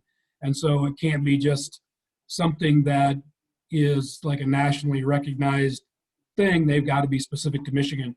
And so what we've done is gone into each of those courses, filled out all of the appropriate paperwork that our state requires to get them approved for these clock hours for Michigan teachers so that they can renew them on their, or get renewal for their certifications. And then I've got there in that little blue box, I mean, we certainly want to encourage teachers and hit them, but we've really targeted our administrators because as the educational leaders, one of the selling points, I guess, to this is the impact on our teachers that come from industry. So Lauren, you can go ahead and flip that slide. So when we talk to our, so this is just a quick snapshot, just so you can see in our state of Michigan certification system, all of our CTE Learn courses are in the in our state site, so a person can go in, you know, search under Michigan ACTE. They'll see these different courses on there and can select them to get clock hours. So that's just to show you that this is all in our state system. So go ahead, Lauren, you can flip to the next one. So when we talk to you know, our administrators and our teachers about what can they get out of this, one of the big things is our teachers, and I think Amir mentioned this earlier, our teachers come on out of business and industry. In Michigan, they can get what's called an annual authorization if they have so many hours of recent and relevant experience and without a teaching certificate. But what that means is classroom management, lesson preparation, lesson planning, those kinds of things, assessments.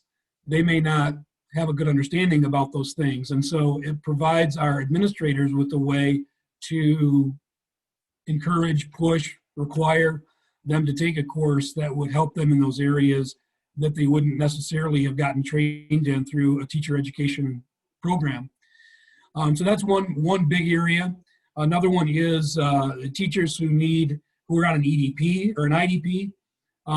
And when we talk about this, we package it with that free resource that Michael was talking about earlier, that IDP creator. And what we do is we really emphasize their ability to use that free resource along with this CTE Learn resource as evidence that they've accomplished IDP goals.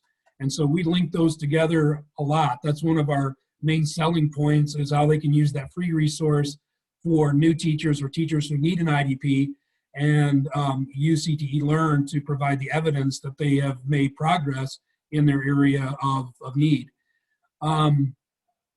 We also talk about this for administrators, being able to utilize these courses, take these courses to gain resources that they then can share at staff meetings. If they can go through, they can learn something that they then can use at a staff meeting.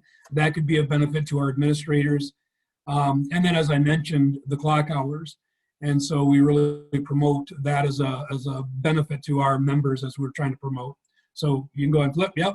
So when we're talking to our folks through these various methods of getting the word out there, the things that we really emphasize to them is that this going through CTE Learn is CTE specific, which sometimes it's difficult for them to get the number of hours that they need or the content that they need that is CTE specific, especially if it's a comprehensive high school and not like a CTE center.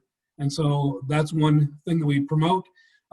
It's tailored to the IDP, and as I mentioned in the last slide, this is a really big one for us, is that we can tailor the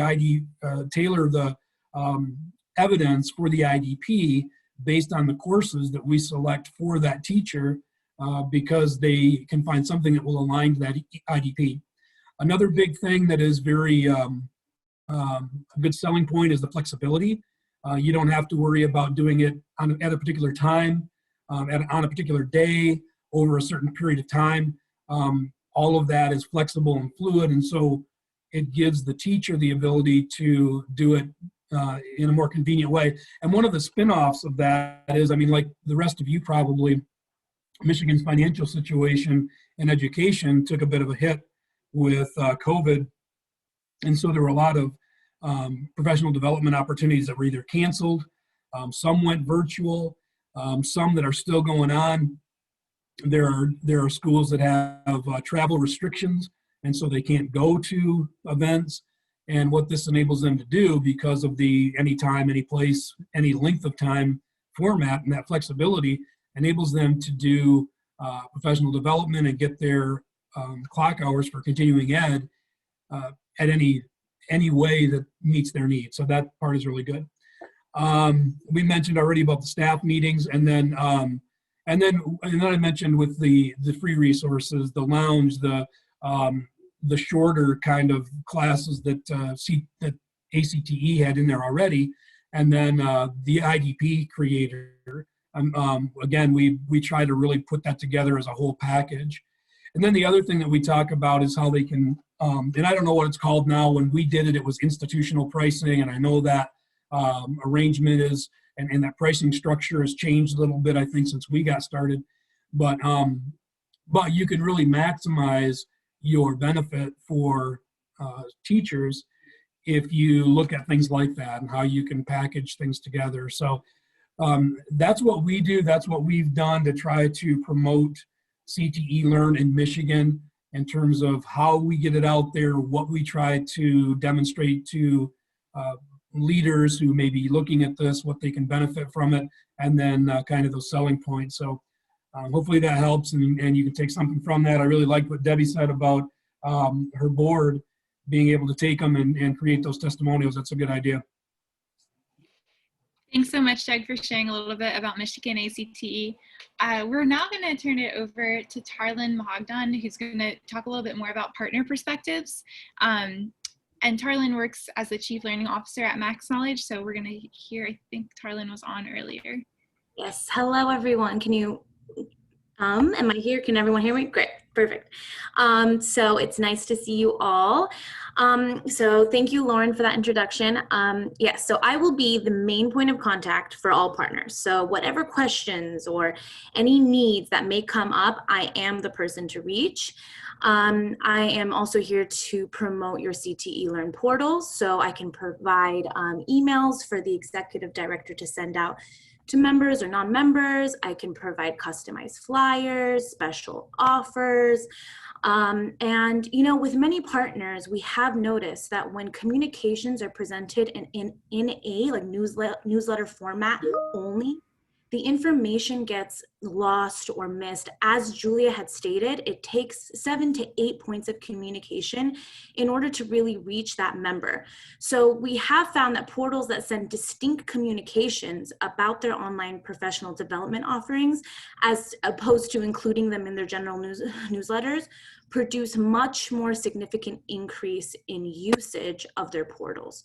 So we know how busy executive directors are, so that is why we do offer the service of sending monthly or bi-weekly emails on behalf of the executive director. So before we schedule the email, we send the draft email to the executive director for approval. Once we get that approval, we send out the email on their behalf, and all we would need is a list of members or non-members, and we will strictly use that for those emails. And of course, whenever new courses are launched, I will be notifying all the executive directors, as well as scheduling emails to go out to people who are already on the site, who have created an account. They will get personalized emails. I am also here to assist with schools purchasing through CTE Learn portals. So I'm happy to assist with any potential subscriber. Once you see an interest from a school, you could simply connect them with me and I would take over from there. I will guide them through the process and assist with any questions that they have. I'll follow up with communications with them until the point of purchase. I can also always provide special offers to those schools that want to purchase bulk subscription. And I will work with my team to make sure that they get all the approvals necessary to purchase, because I know there's a bunch of different applications that we got to go through, and I will be there assisting them in a timely manner.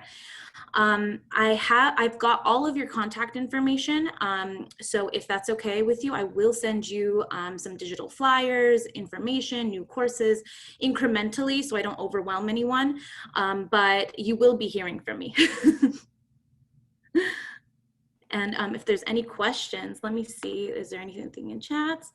Looks like Michael has a question. Okay, let's see. What did Michael say? No, I'm talking to you. Oh, I'm throwing you for a loop, aren't I? Yes. Tarlin, if Yes. you get an inquiry from a school for an institutional subscription or from an individual that happens to be in one of our affiliated sites, do you direct them through the affiliated site, or do you put them through just the CTE Learn network? So no, I would direct them to the affiliated site. If I see that they're coming from that, or if it's a state, I will absolutely be like, you know what, here's your portal. Yeah. Fantastic. I think that makes everyone happy. It makes me happy because we want the states to be front and center. That's obviously what you've all worked so hard to create. So thank you. Of course. Thank you so much. I'm just checking the chat to make sure.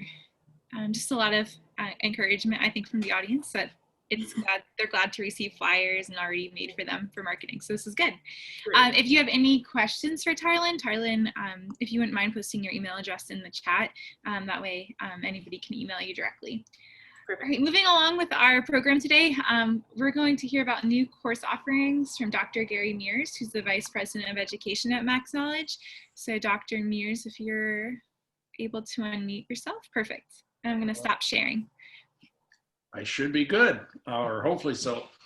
Well, it's a pleasure to speak with you all today. It's exciting. I feel back into my community. We in Max Knowledge come from a background of course career and technical education, and having an opportunity to sit through this and seeing the national perspective and the various states that are working with us is very exciting. And then it brings it back to my job, which is, I think, one of the most exciting of all the jobs that we have, and that is we get to create new courses.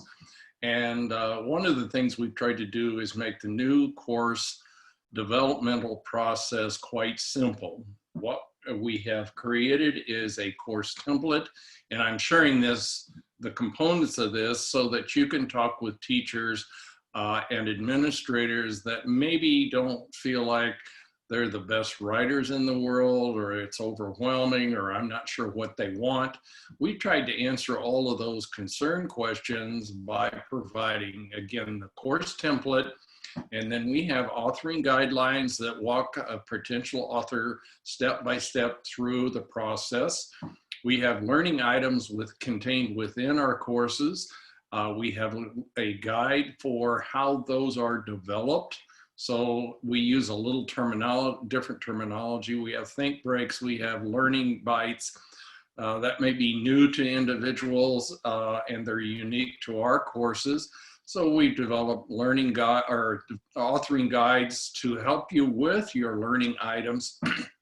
And so we try to take any confusion out of the terminology or the process.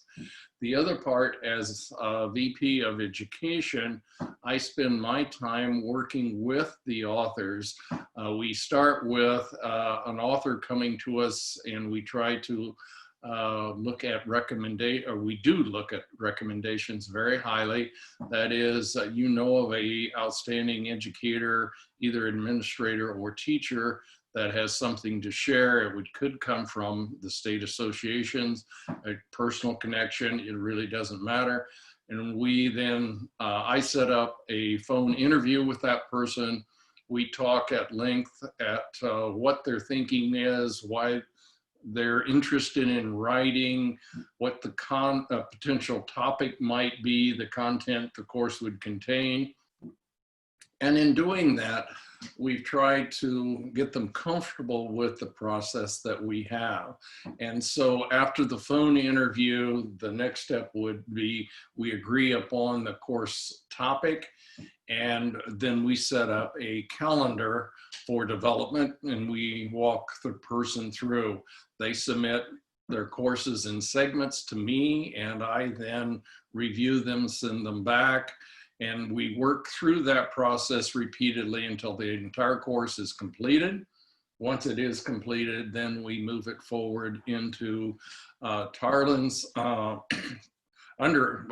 wanted to say the shop. I'm not really sure if Tarlin has a shop, but she handles the next step processing of the course until it's brought into final form and ready for launch. Then the other part of that is, where do the topics come from? Well, we're constantly reviewing literature, talking to people, and listening to you all. If, for example, and this is something I think is very important, something is unique to you or centric to you. For example, we've been working with New York, and some of the content is New York centric, and that's fine because we put those into lessons. And then the more global information that's good for professional development, we put into courses, and then we can distribute those nationwide, and other states that are working in the area of professional development through CTE Learn can benefit from those courses being developed as well. So it's two parts. One is if it's unique to your state, my state happens to be Nebraska, we can help you with the lessons there, but we can also develop courses that we can distribute nationally, which continues to enable CTE Learn to expand its library of course offerings. The other thing is we try to be reactive to hot topics.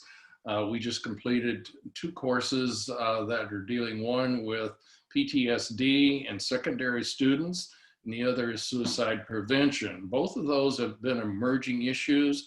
For example, especially with the COVID and some of the literature we're reading about mental health of our students. And so we have 2 courses to help provide additional information that are very timely based. The other thing is we're looking at developing a series of courses right now on how to teach hands-on or more traditional hands-on courses online. One of the course titles we're working on right now is Fully Online Doesn't Mean Inactive. So we're how to engage the students. And so a request that I would have, and that's why I have an exciting job, I get to read all these really neat courses that are coming in. I would like you to continue or start and then continue feeding me topics or possible topics that you are interested in maybe writing, or someone you know you would like to make a referral are interested in writing. And I quickly, after my phone interview with a person, said, you know, that topic is maybe one that we have a lot of courses already, but have you thought about this, that, or the other, to continue to try to work with that author till we have defined within their expertise and experience area a course topic that they're comfortable with, and then a course could come out of that discussion.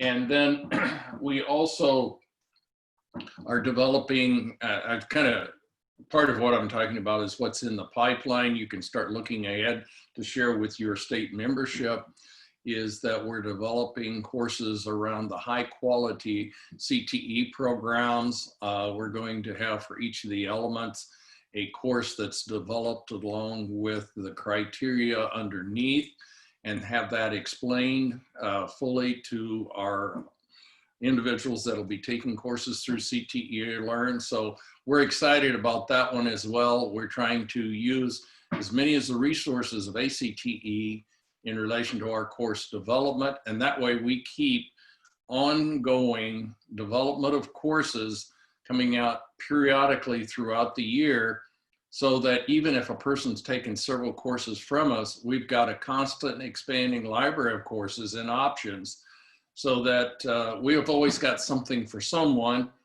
And then also your suggestions help us to further expand the something for everyone course basis. And so that's basically what we're doing in my area of CTE Learn. Thanks. Oh, Michael has a question, but thanks, Dr. Mears. But Michael, go ahead. Gary, thanks so much. I really always appreciate the work you do in seeking out and finding outstanding content. And you're right, this is an excellent opportunity for our field to contribute their expertise and be compensated for it. As you mentioned, the royalties that are paid to those subject matter experts. I just sent a photo out to everyone as an attachment. I don't know if you have the same screen as I do, but Gary, I'm being mindful of an old episode of Star Trek where the teleportation system doesn't work completely. And so if you get a chance to open up that picture, you'll see, we're sort of enjoying, I don't know if you're wearing a horse shirt or exactly what's going on, but it's made my day. So thank you.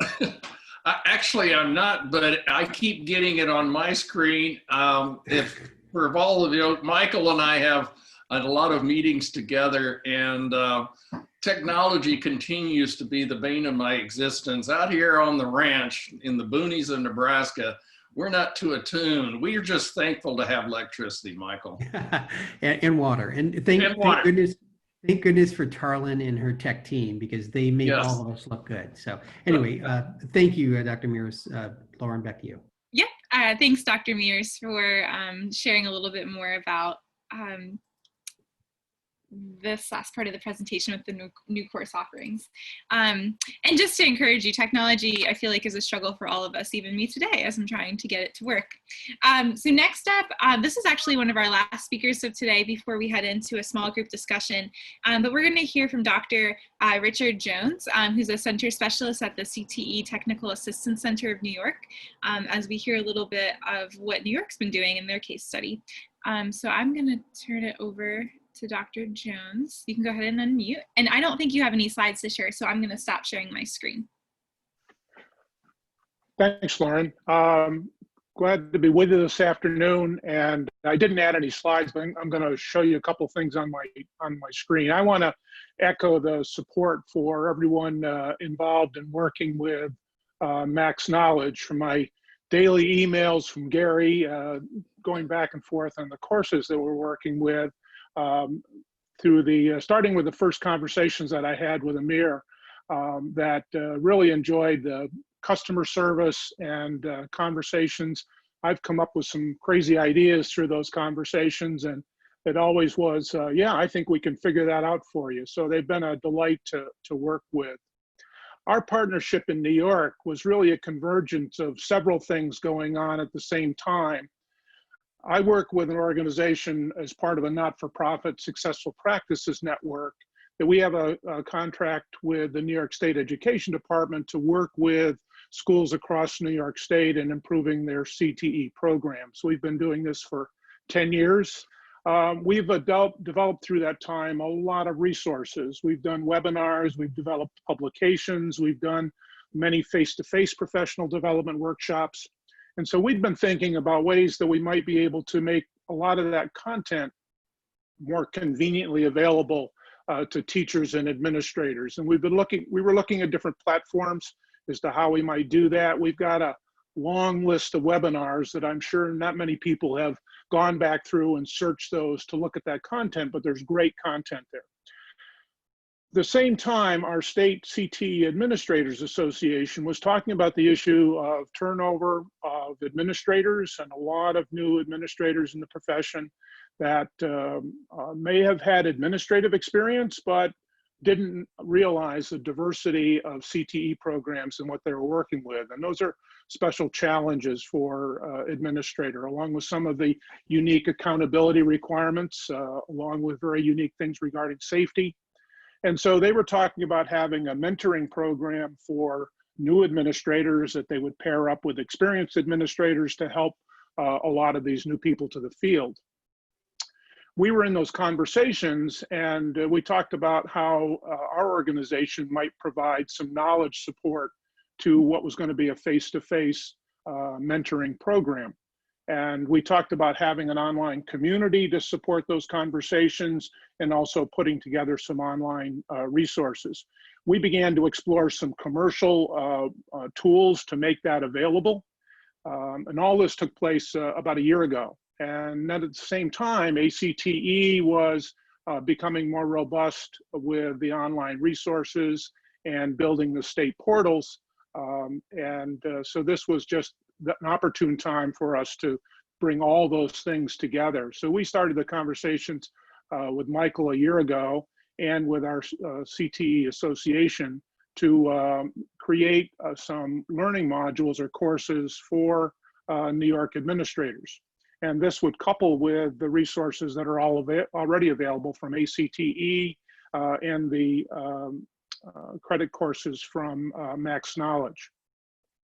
So that's what we've been working over the last several months, is developing new courses. I'm going to show you that list of what we're working on right now. We have about 24 courses in development.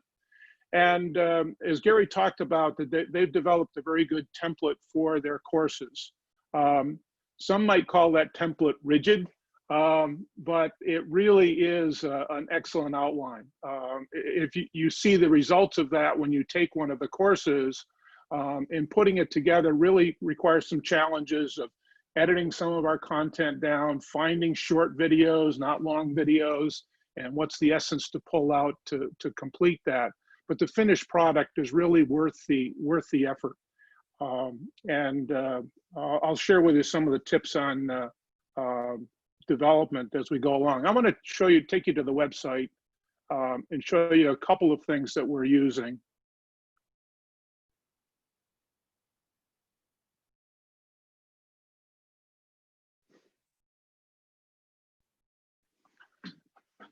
Here is our New York portal page, and you'll learn that you can customize this any way you want to, of putting appropriate links on for what you're doing within your state. We right now have a coming soon link for where we'll eventually list our New York courses as we have those developed. But one of the concerns that I had early on in this is to how we were going to make these resources easy to find for administrators. And I wanted to not only include the resources that were available from CTE Learn as courses or lessons, but also some other useful resources that a new administrator might be interested in. And I kind of envisioned this matrix that individuals could search by topics of interest. And in talking with Amir, he said, we've done something like that. We can adapt that to your needs. And he took what I had as a fuzzy vision and very quickly put this into a workable product. So this is live right now for the mentor program, this competency matrix. What we've done in here is a simple set of links, and we're linking to courses. And you can see up here that we've got the symbols for each of the types of things we're linking to. Courses would be those courses that are both credit courses and free courses that we're going to make available in New York. There are also lessons. One of the distinctions that we decided to make, and Gary alluded to this in talking about the development, as we were putting things together, we recognized that a lot of our content we were talking about could be available to anyone in any of the states. And we said to our writers, let's make sure as you're doing a topic that we keep it generic as much as possible. If it really needs to be New York specific, like our program approval process, then we'll make that as a separate lesson. So our lessons are those things that are New York centric, and courses are those things that are more generic, and those will be available nationwide. But we also, the feedback from the administrators of group, they were very pleased with the new administrative publications from ACTE and said, we want to make these available as resources for these new administrators. So we've brought in links to the topics in those books. And then text are some online resources and publications that we have in New York primarily that are very valuable for a lot of these topics. We, 3 years ago, developed a competency framework for CTE administrators. Here are the 9 categories. And Tarla and I discovered today that one of these is wrong. So we need to fix it, that I missed the correcting this one. This one's supposed to be relationships. And I want to just open this up on staff relationships. And so you can see as an example here are links to the courses. So you could click here and go directly to that course and purchase that course, or go into with, if you've got a license, to have access to it. But it also links to the publications. Now we can't link to the content of that, but it links to the page where you can get the publication if you don't have that. This one is a little bit more robust with different types of resources on program development. That we have a kind of an official document in New York called the New York State Guidelines for CTE for administrators and counselors. So if you're interested in checking the graduation requirements for a diploma and how does CTE fit within that, that has all of that regulatory material, and we've linked to that document. So administrators can quickly check that with some very specific New York information that they're interested in. Down here is a lesson we're going to develop, Introduction to the New York CTE program approval process. That's a very New York centric piece, and that will be in a lesson. So this tool of the matrix, which this is all live now, the courses aren't done yet. So they will be done, and those links will be put in live as those are completed. But certainly what we're advertising right now with our administrators, this can be a convenient way for looking for a lot of those existing online resources, all organized by those 9 categories, making a little bit more logical kind of branching effort to move in and access the materials. The other piece I wanted to show you,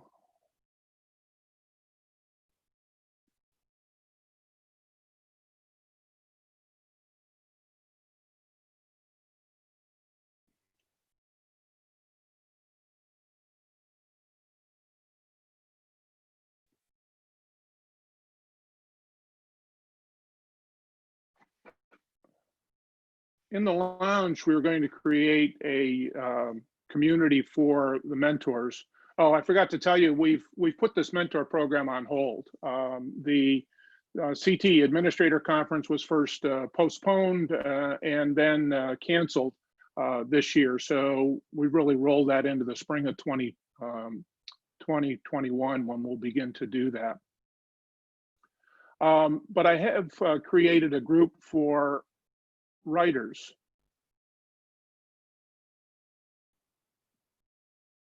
This is kind of a creative way to use the community. So this is a way that I'm communicating with about a dozen writers that I have working on various courses.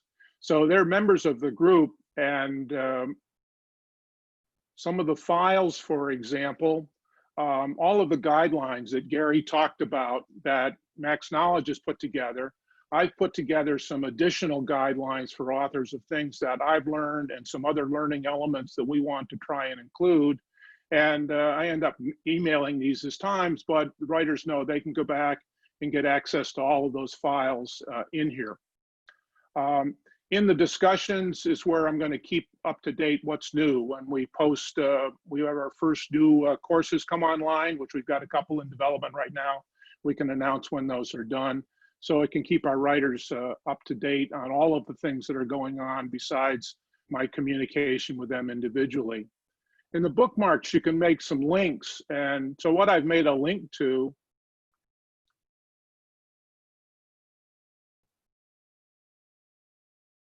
open that correctly. Let's go to the link.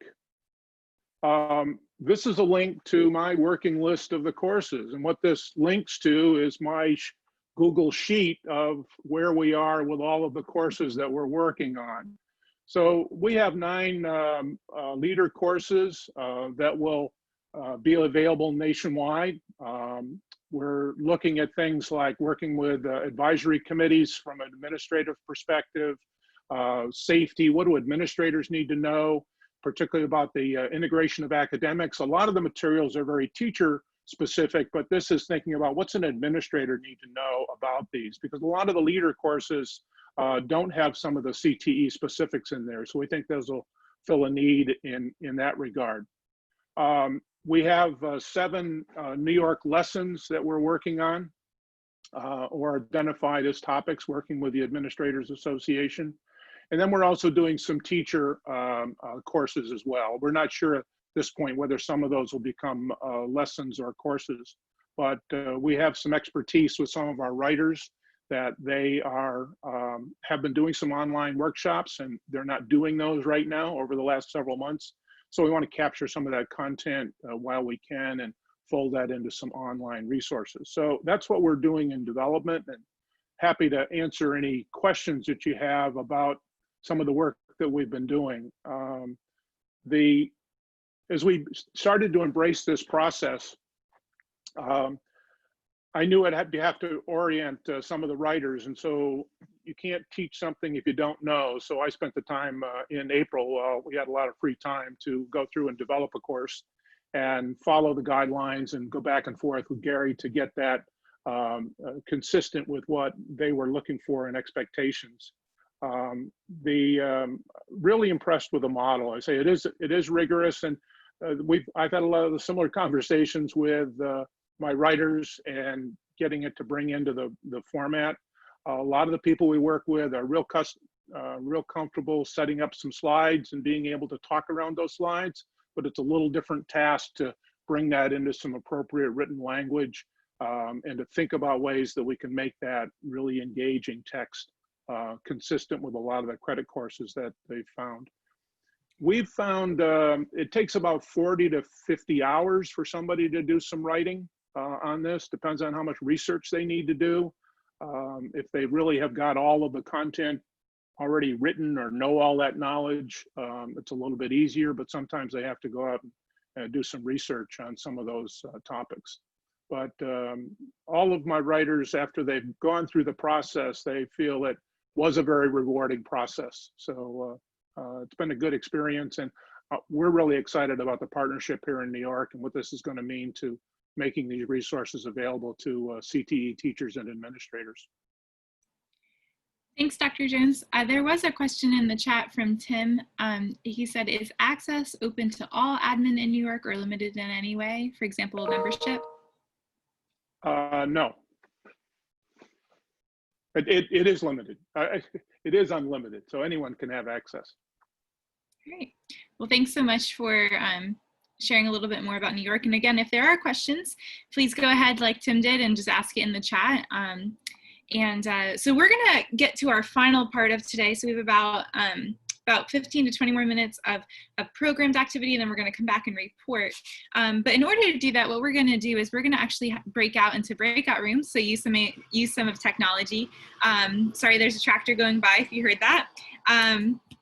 So as we get into our breakout rooms, what I'll do is, these are some of the questions that I would like you to think about. So we just had a full program on CTE Learn, learning a little bit more about the ins and outs, the features, different programs that have worked, different things that may have been a barrier. Now it's our turn to consider what you want to do with your CTE Learn platform and what you want to do to engage and promote CTE Learn. So some areas that you can think of on our marketing, you can think of course creation, you can think of other ways to develop your program further. So while we get into these breakout rooms, we will think about those areas specifically of ways that we can both promote and engage CTE Learn. We'll have about the next 10 to 12 minutes. So we'll come back together at 3:15 Eastern time. So I'll put a timer into the breakout room, but know that if there's any questions, you can ask back out to me or Michael themselves. So I'm gonna go ahead and break us out. We're gonna break out into probably 5 rooms, and then we will go from there. So I'm gonna go ahead and open it up. So all you have to do is accept, and then we'll come back together.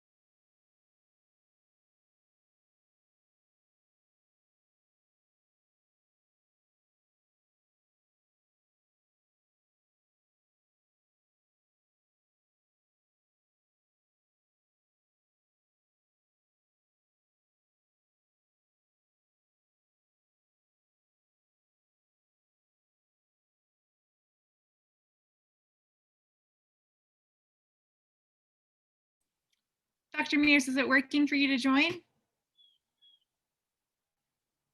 Let's see.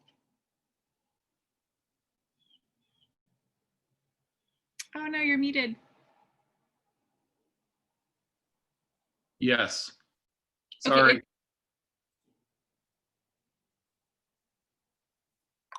Sandra, do you need any help?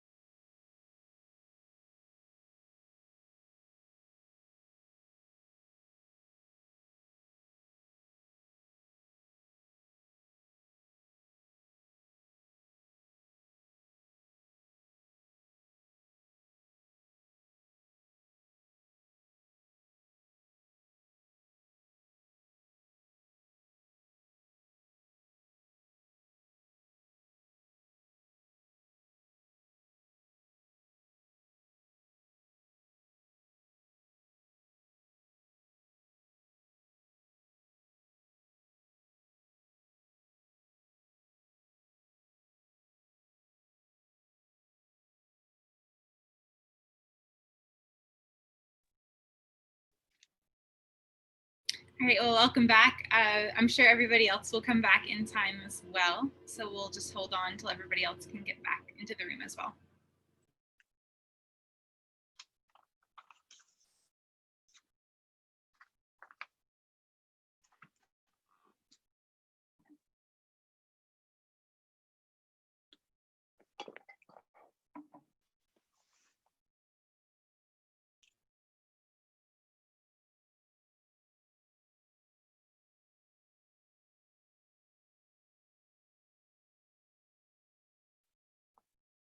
All right, we're just waiting for everybody else to get back into the room.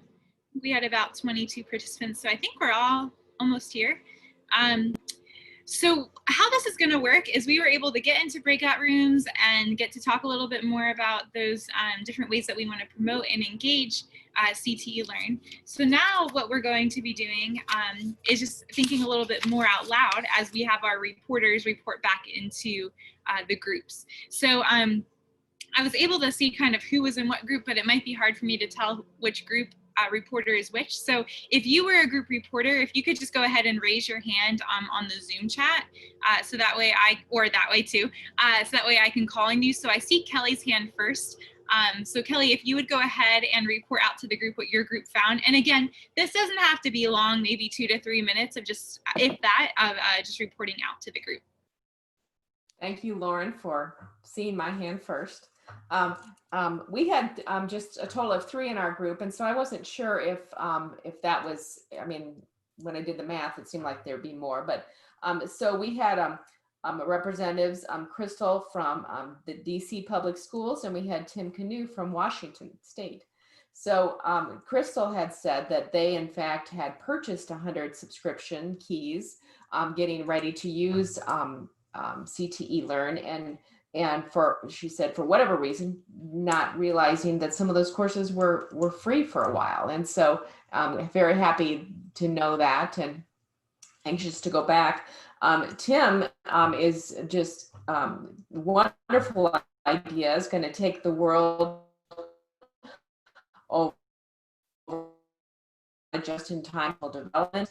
In fact, they had a conference where they had 1,000 participants, 160 breakouts, and things worked very, very well. So they are looking for they're brainstorming for how to get 2 of their required courses onto maybe work with CTE Learn, trying to get that as an approved platform so that they can do CTE administration certifications.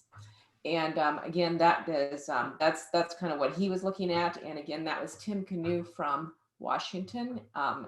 So if you have any other questions, and I just talked about the fact that I got to work with Gary and do some writing. That was my part. Thanks, Kelly.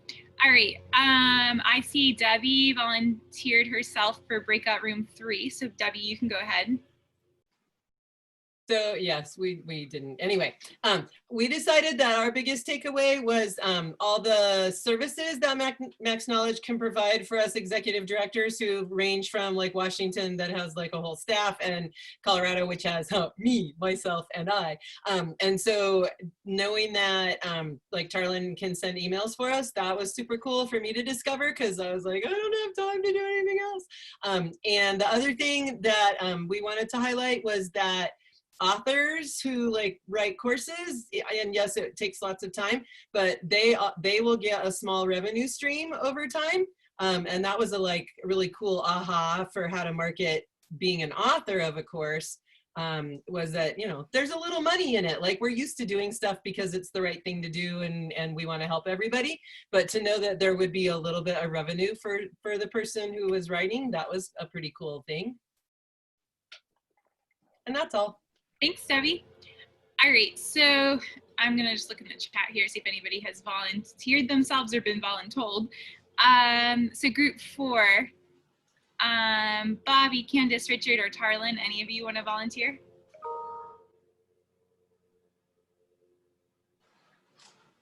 I can. Go ahead, Bobby. Thank you, Bobby. Sorry, I couldn't find who was saying I. So in group 4, we had a very diverse, very diverse individuals, whether they were from, 501c3 representing administrators, whether it was from the DC area. We also had one of our vendors. And the main area that we were really talking about is, these are great resources.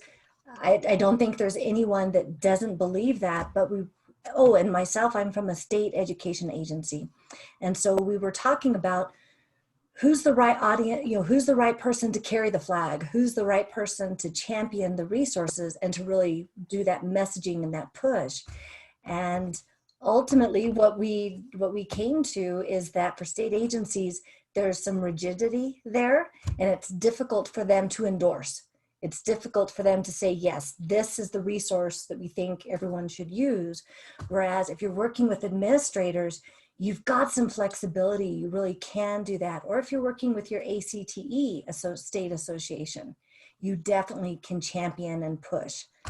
But I think that most of us were, of the mindset that these are great resources, and we were looking at, who's going to carry that flag. Thanks, Bobby. Okay, I feel like we probably have one more group. I feel like we at least had 4. I think we had 5 groups, but some people I know how to drop off. So anybody from those last 2 groups want to share?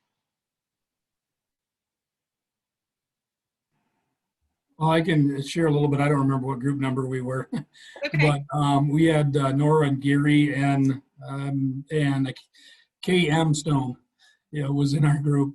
And a couple of things that we talked about. One was just how we used our Perkins region, the way we're organized in Michigan, to buy that regional subscription or institutional subscription. And we talked a little bit about the cost and how that cost could be cost effective when you link that to IDPs and things like that. So similar to some of the things that I talked about in my thing. But then we spent a decent amount of time talking about, with Gary, some of the ideas for new courses and how those can be of benefit, especially in these times, things like the mental health and the PTSD and even COVID types of things, and being responsive to creating courses that are timely for our teachers, for our students.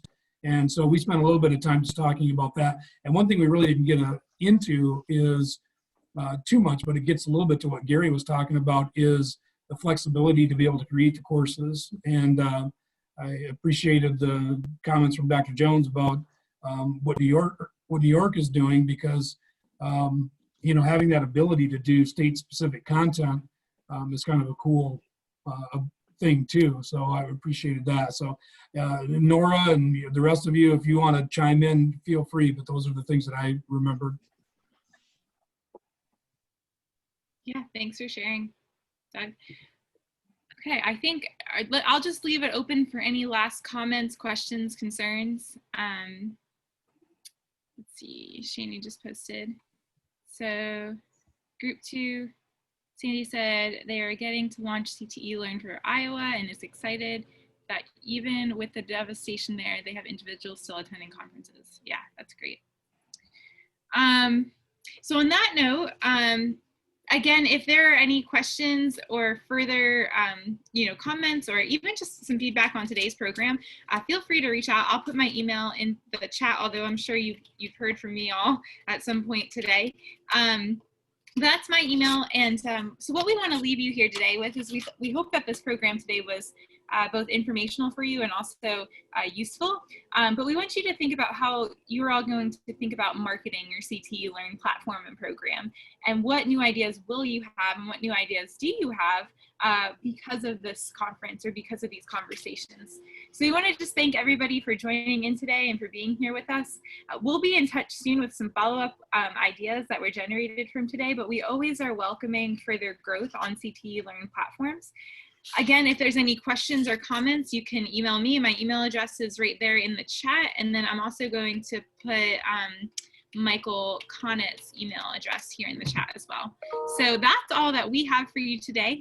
But know that we are so thankful for each and every one of you. And we hope that you have a good rest of your day and a good rest of your week. So thank you again.